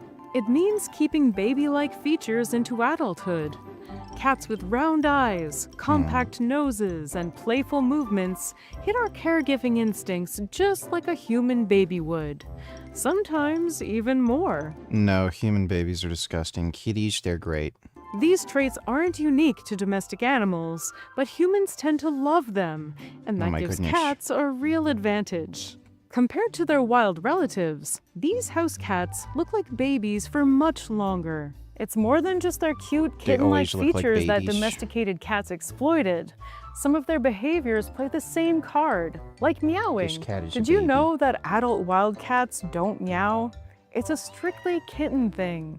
Domestic cats just kept meowing and turned it on us. Basically, baby talk turned into a negotiation tool. And they only do it to us, not other cats. They even evolved to meow in the same frequencies as human babies cry. They literally hacked into our brains to make our parental instincts kick in so we take care of them. And they do it a lot. Yes, Nebs, I know you're watching this. I'll be home with your treats soon. Purring started as a nursing sound too, and even kneading, that making biscuits motion, began as a kitten's behavior to make their moms feed them milk. It's both a leftover instinct and a surprisingly effective spa treatment. Over time, these semi-domesticated weirdo roommates followed humans as they traveled and traded across the Middle East, eventually arriving in ancient Egypt, where they reached legendary status. In the Fertile Crescent, we mostly understand that cats and humans lived alongside each other. But it's the art from the time they hit Egypt, around 3,500 years ago, that shows humans, from temple priests to royalty, had gone full-on cat lady. But not only were they cuddly companions, in Egypt they were elevated to deities, like Bastet, the goddess of cats, daughter of Ra. It's actually kind of a really cool tattoo, reserved for the most hardcore cat lovers. Let me know in the comments if you have a Bastet tattoo. Yeah, I've watched The Ninth Gate. It's a pretty cool movie. Ever met any Wicca vegan bitches? No, I'd rather not. I consider that a huge red flag. Tattoo. Her yin and yang energy, gentle, playful cat by day, fierce protector by night, made Bastet one of the most revered deities in Egyptian religion. Entire temples were built in her honor, and families kept cats as a way to connect with her spirit. Harming a cat was even considered a crime against the gods. But there was a darker side to this devotion. Mass amounts of cat mummies have been found by archaeologists, measured by the ton. Some of these cats were sacrificed in religious rituals. But the sheer volume of cat mummies is morbid proof that for the first time, That's not good. humans were keeping tons of house cats, and they were thriving, until they go meet Ra. You're probably picturing the majestic cats in Egypt as mythical looking, dramatically spotted, winged eyeliner, and maybe even hairless like the Sphinx cat of today. But we here at Animalogic are committed to debunking long-held cat myths. And maybe disappointingly, but in some ways relatable, genetic evidence suggests that the venerated cats of Egypt were probably classic striped tabbies, not a lot different from the average alley cat of today. So when did cats start developing the variety of colors and patterns we see today? The answer is, weirdly, very recently. After the Egyptians worshipped the house cat around 3,500 years ago, felines continued to spread across the world. In the Far East, around the 14th century, one of the earliest recognizable breeds began to emerge, the Siamese. Humans actually had no hand in their development. Instead, their unique appearance developed through a process called genetic drift. It's when a small, isolated population develops random new traits simply by chance. Wow. Siamese cats are actually partial albinos with heat-sensitive coloration. They are born white, but as they grow older, their cooler extremities develop darker fur, forming those signature points. Wow. Their almond-shaped blue eyes, slender bodies, and short, fine coats also emerged naturally. In the Far East, there are no local wildcats to interbreed with and keep them looking like vintage cats. So domestic cats went their own way, gradually accumulating the unique coats and patterns we recognize today. Are you sensing a theme here? Cats like to do everything themselves. But if we know humans, we know that they can never keep their noses out of anything for too long. So of course, they had to get in there and make their own mark on our feline companions. In the early 1800s, artists and naturalists like Harrison Weir were documenting cats and noted that breeders were selecting for looks rather than hunting skills or usefulness. It was during the 19th century, mostly in the British Isles, that humans pounced on the trend. So let's lace up our corsets, tip our bowler hats, and take an imaginary ride to the Crystal Palace in London, 1871, to witness the very first cat show showcasing human-created breeds. Around 170 cats were entered, some from pedigree breeds, but also some regular house cats. They were judged both on looks and personality. The winner for Best in Show was a blue Persian, owned by a Mrs. H.P. Villet, but for some reason nobody recorded their name. A bit sad. No wonder it was blue. Since then, cat breeding has mostly been about aesthetics. Hair length, color, pattern, or even one with a whole body wax. Wow. But it's important to remember that beyond differences in fur and coat genes, there's barely any genetic variance. Most cats could practically slip into a wildcat colony and nobody would bat an eye. Except, of course, for the occasional weird meow when they spot a bipedal human. Or maybe to politely request a sweater for the hairless one. And unfortunately, many domestic cats do that. Domestic cats harm wildlife not only by killing it, but also by mating with it. This is when domestic cats mate with wild cats and make them lose some of the adaptations they need to survive in the wild. The poster child for this is the Scottish wildcat. Once abundant, it's now functionally extinct in pure form, with only about 100 individuals left. Most wildcats That's why you should keep your cats indoors. there are now hybrids, which means millennia of evolution was erased in just a few hundred years. Dogs, on the other hand, are a completely different story. Bred for thousands of years to herd, hunt, pull sleds, and even rescue humans, they now come in wildly different shapes and sizes. A tiny Chihuahua and a massive Saint Bernard might both be dogs, but functionally, they couldn't be further apart. Dogs are engineered for function in all shapes and sizes. But cats? They're still basically the exact same stealthy, silent hunters their ancestors were, just with a makeover. Cats. In the last 20-ish years, advances in artificial insemination and in vitro fertilization have allowed breeders to cross domestic cats with wild species, producing hybrids like the tuft-eared caracat and the leopard-spotted Bengal. Nebs is a Bengal. Bengals are mixes of domestic cats with Asian leopard cats. They're beautiful, but if you're thinking about adopting a cat, consider a regular cat from your local shelter. Yes. One of the keys to the cat's success is that even though they're cuddly pets, they're also perfectly able to catch prey on their own. This, unfortunately, is a huge problem in areas where wild cats aren't native. Domestic cats in urban areas eat a lot of birds. In North America alone, cats are estimated to kill 2.5 billion birds every year. That means that over 2/3 of all bird deaths in the region are caused by cats. On top of that, they kill over 10 billion small animals. Yeah, dude, people who let their cats outside are fucking retards. Can't stand them. Plover, whose numbers are crashing in. Feral cats and outdoor cats have been cited as the main reason for the extinction of over 60 species. The damage is especially catastrophic on islands, with birds. Some of the current beliefs about cat domestication. For example, scientists are beginning to find evidence that the cats in the Fertile Crescent may not have been the ancestors to today's house cats. Instead, these early felines were a different species altogether, and may have been useful to humans for food and clothing rather than companions. However, these theories await confirmation and are pending genetic analysis of ancient Egyptian cat remains. Today, domestic cats are everywhere.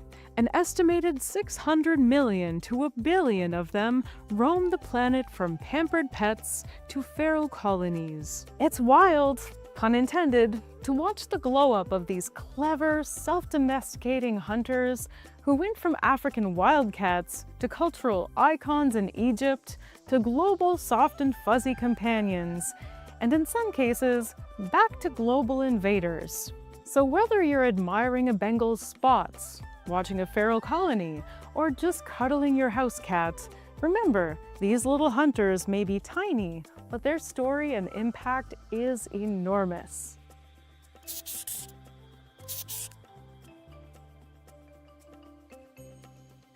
So what should we talk about next? Please let me know in the comments, and don't forget to subscribe for new episodes. I have a kitty. I have a kitty right here. This is what you call a good kitty. Just likes to cuddle, get some good snack.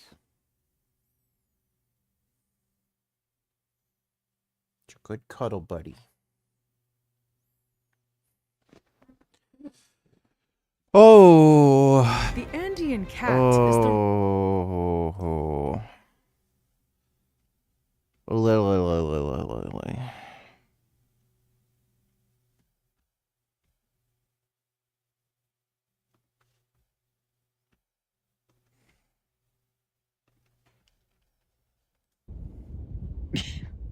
So it's like 12:30 a.m. and part of my routine is to come out here every night and check the habitat. And right now I got Icknick over here in the big habitat by himself because it's breeding season, and I'm not gonna let him have puppies with his girlfriends this year.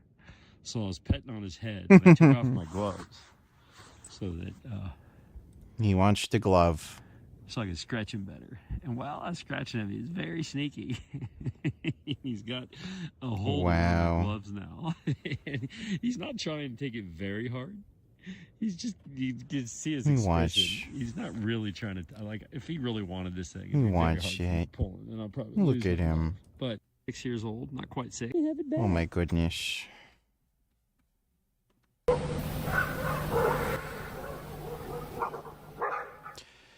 Yeah, you don't want to get close to a polar bear because they do eat people. They really don't give a shit. They'll eat people. Oh, this is your good kitty. Oh my goodness, look at your pretty kitty chin. Love you, Gum Gum. That's your good Gum Gum. Yeah, that's your good Gum Gum. So pretty. So pretty.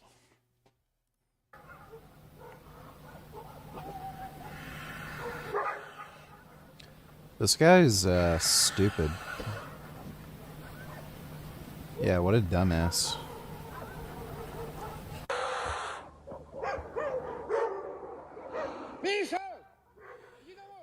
Yeah, they'll kill and eat you.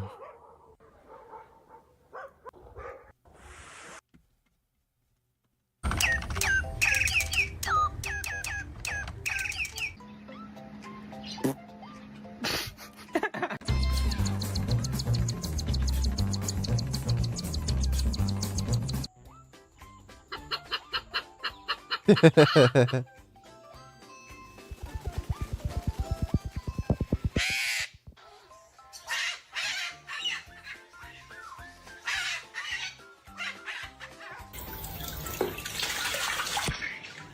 fuck?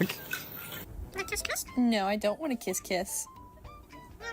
Did you just call me a bitch?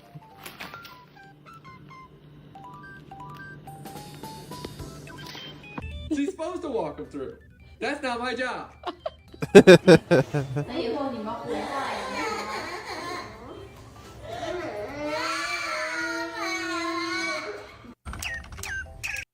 Parrots are fucking hilarious.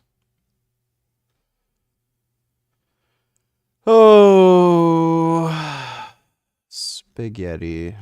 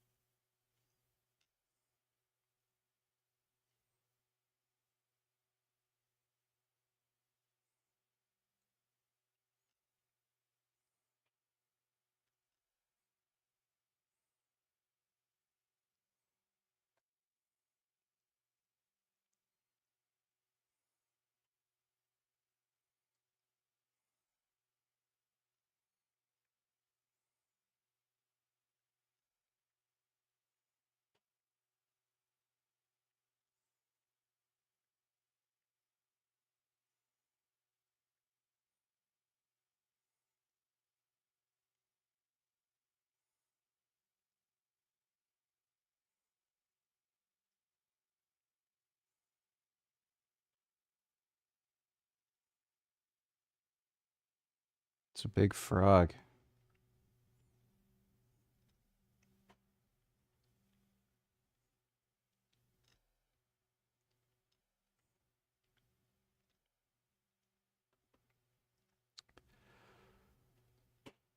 How much do you know about coring with test vials? Coring? What is that?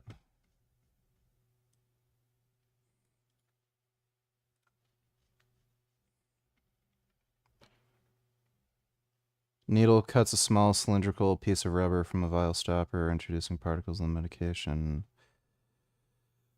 Oh, well, that's why I don't use anything bigger than a 22 gauge needle for extraction. If you're using, especially if you're using MCT oil as the carrier oil, you definitely want to throw the vial out because it will dissolve the rubber.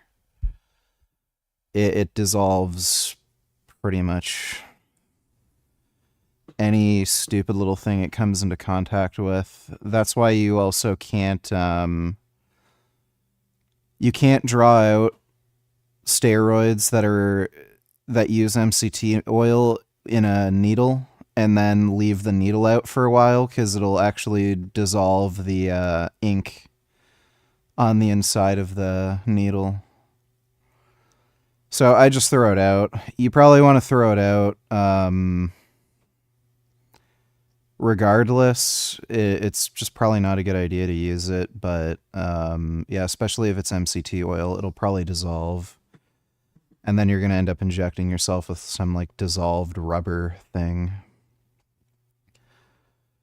Use 18 to draw. Yeah, I use 22 gauge needles to draw. Because again, the bigger the needle, the more likely that is to happen, where you end up getting like a piece of the rubber cut out and then floating around inside the vial. So I wouldn't recommend using 18 to draw. I just use 22 gauge.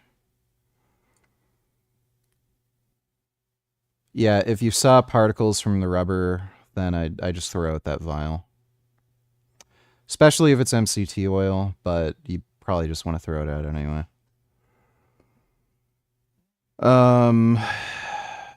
I'm probably gonna have to poop soon.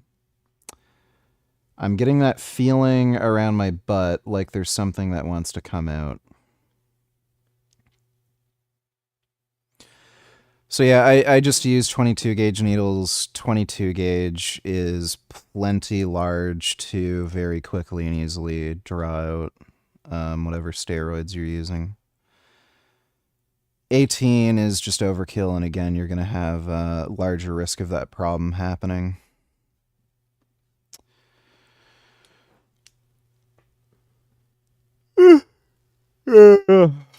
Is it okay to draw and inject with my 25? Yeah, 25's fine. I'd recommend injecting with 27 gauge or higher, just to minimize scar tissue.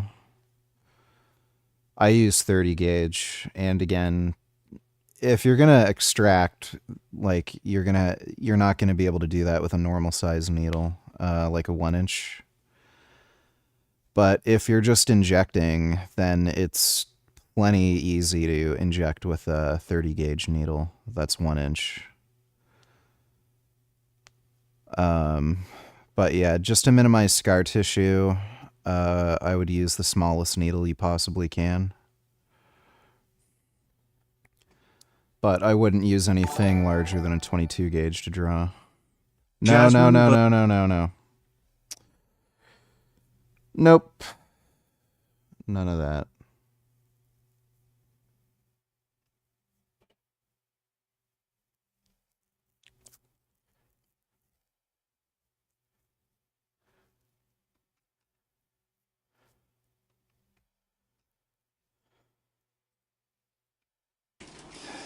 Okay, it's 10 to 7. Let's go. Closed in Halifax because of accidents.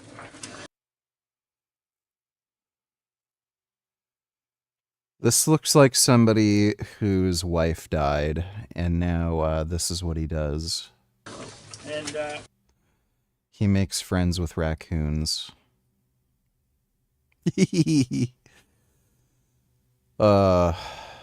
Look at those sons of bitches. I love raccoons. So fuzzy.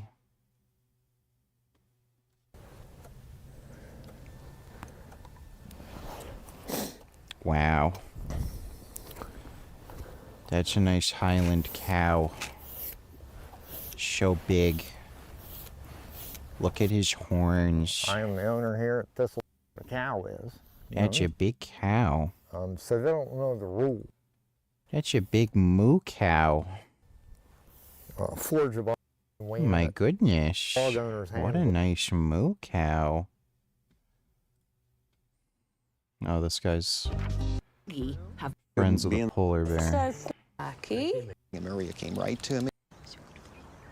Or Lasmi Where's has the managed polar to bear? integrate herself with Oh, the adult hyenas life. are cool. But a few years ago, he set up his own. Why are you so scared of me saying a name though? I thought you made that rule because you don't want to talk about it anymore, but if him just saying the name once and that's all the donation is, why does that bother you? Why do Yeah, you talk because over then it? everybody's going to start bringing it up again, and I just don't want to fucking deal with it, dude. It's, why the hell would I put up with that horse shit? If people generally didn't really care that much and just, like, asked me questions about it every now and again, I wouldn't fucking care, but every single time it's brought up, just hours and hours and hours of stupid fucking questions and hearing about that nonsense. The reality is, we're done. It's in the past, so why keep bringing shit up from the past? Thanks for the donation, dude.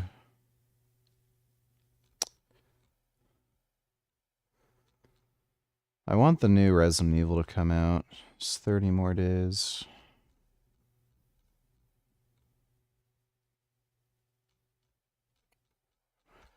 Yeah, end of February.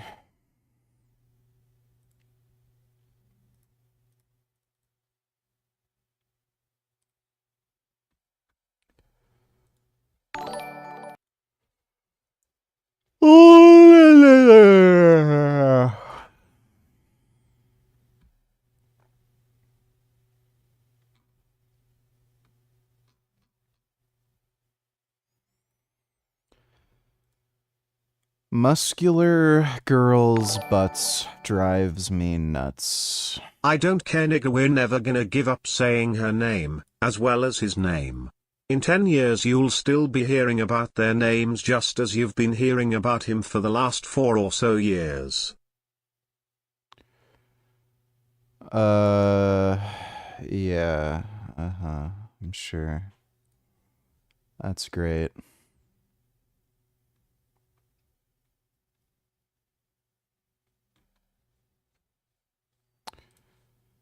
I wish more girls lifted and did steroids. It's fucking great.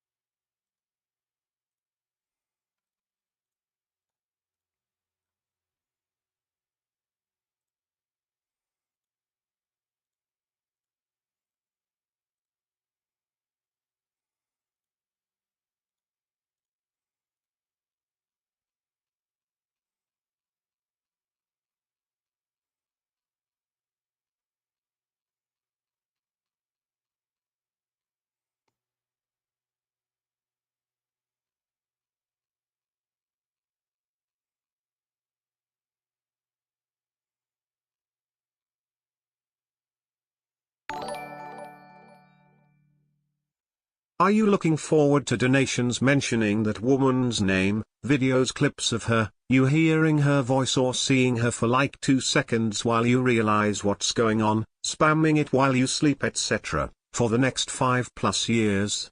It will happen. No, I'm not looking forward to that. Thanks for the donation, jackass.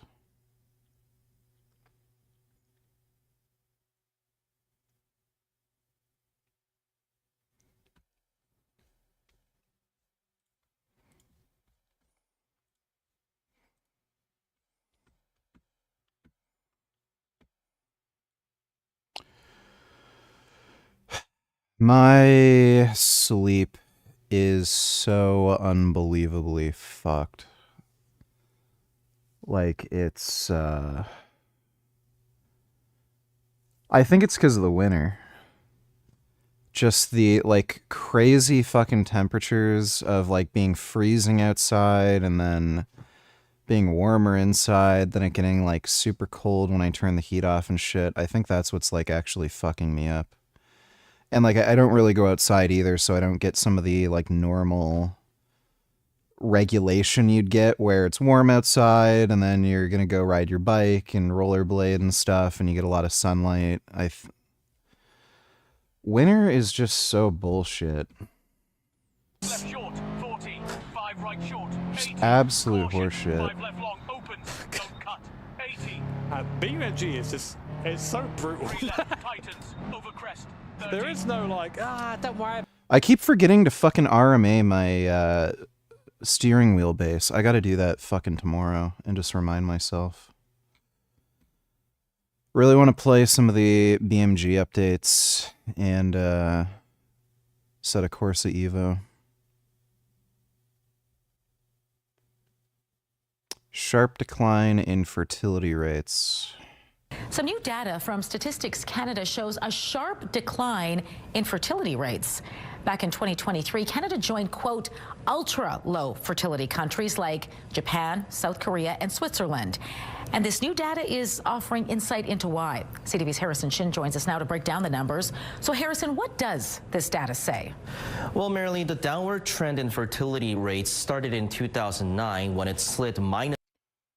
Kind of like this is why fertility rate's low. Too many ugly people. It's 1.6%. That accelerated to minus 6.9% in 2022, with 2023 at minus 5.2%. It's generally accepted women need to have 2.1 children on average to maintain a country's position. As of 2024, that number in Canada was 1.25. The survey finds that close to 1 in 4 Canadian women in their 40s do not have children, and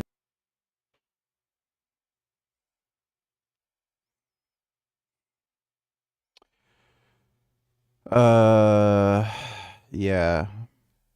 that varied proportionally by age group. For the 30s, 43.2% of women do not have children, while 88.5% of all women in their 20s were childless. Dodo, Donatellas, can we watch sleepy 40-minute video like this? My name is Mickey Bergman. I have spent over 17 years negotiating. I don't think so. We've played Detroit Become Human. Hostage negotiations really easy. You just send in the sex robot with a gun, and then you get him to shoot the guy in the head. It's very straightforward. Thanks for the donation, Dodo. Lori Wilkinson, a sociology professor at University of Manitoba, says there are many reasons behind the trend, including the cost of living. It's incredibly expensive to raise a child from. Cost of living is not the biggest factor. I used to think it was, but it's just not. You can look at, like, historically, it used to be extremely expensive to raise children anyway, because, like, if you look at the early 20th century, food costs were like an enormous expense. I think food was like 4 times more expensive on average than it is now. So if you're going to have several kids, like, factoring in food costs, that would have massively increased, you know, your bills month to month, just having mouths to feed. So there have been cost of living crises before as well, you know, like Great Depression and stuff. And that did affect fertility rates, but you never saw the kind of crazy crash that you're seeing now. So cost of living is not the main factor for people not having kids. The main factor is nobody sees any kind of rational benefit to having kids. None whatsoever. Kids used to be necessary if you wanted to have a retirement plan, basically. So before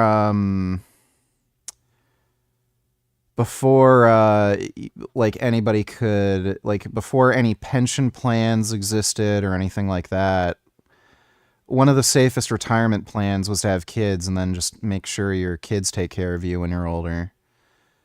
Also, if you had, like, farmland or a big property, like, again, just having more kids that can help you with the farm, you know, that made sense. But because, you know, people are getting into more skilled labor that, you know, kids are a negative, they're a detriment, they don't help at all.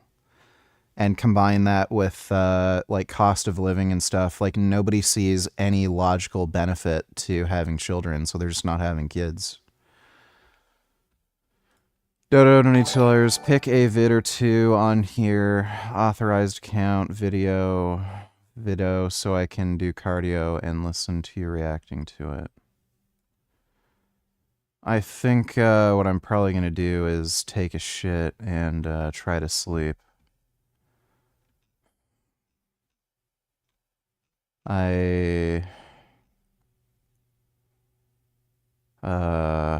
You know, the thing.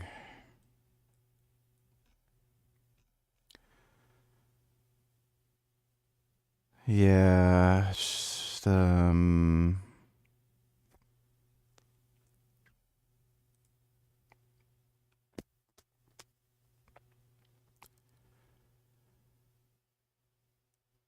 they're gonna be making a Wildcat movie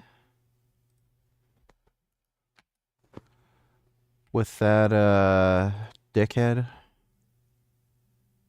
Weird. That's a dumb gay-looking superhero. Very strange. Yeah, I'm probably gonna take a shit and then try to sleep, Dodo. I've been having a rough week. Sleep is just being so fucked. Thanks for the donation, though, Dodo. Yes, I don't know. From 0 to 18, and increasingly, right, we're spending money on our children well into their 20s to help them get through any kind of training or even just getting into the labor market.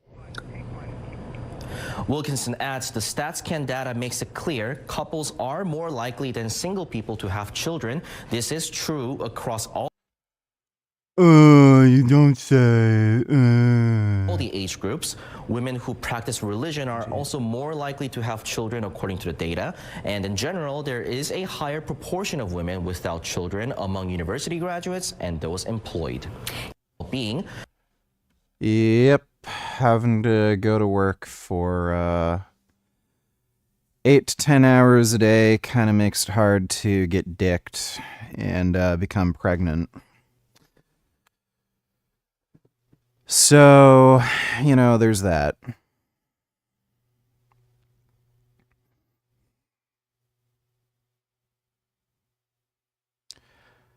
I have a kitty on my lap. I'm holding the cat's hand. He has a nice soft kitty paw. I love his kitty paws. You're just so beautiful, Gum Gum. Gum Gum is the best. Just so sweet and cuddly.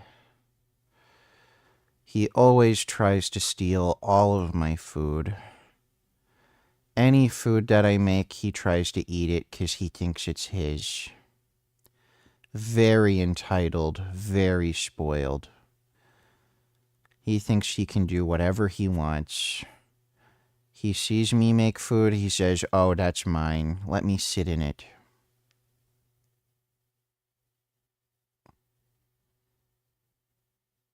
Isn't that right? He loves standing on my pizza. He sees pizza, he says, "That is mine. Let me stand on it and eat it." Isn't that right? Same with soup. If I open up a can of soup, he says, "That is mine. Let me eat it."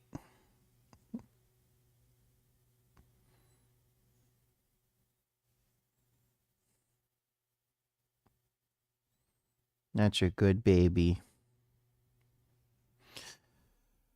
Alright, well, I'm probably gonna go take a shit and then try to sleep. But, hope you all had fun. I'm going to try my best to sort out this sleep problem that I'm having. And, I'll try to do a workout video or workout stream tomorrow where we'll train back.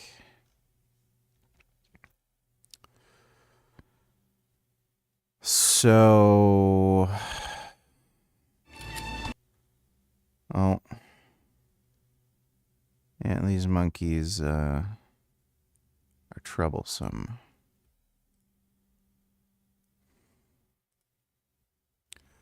Those are monkeys. Monkeys take things. They like to take sunglasses, apparently.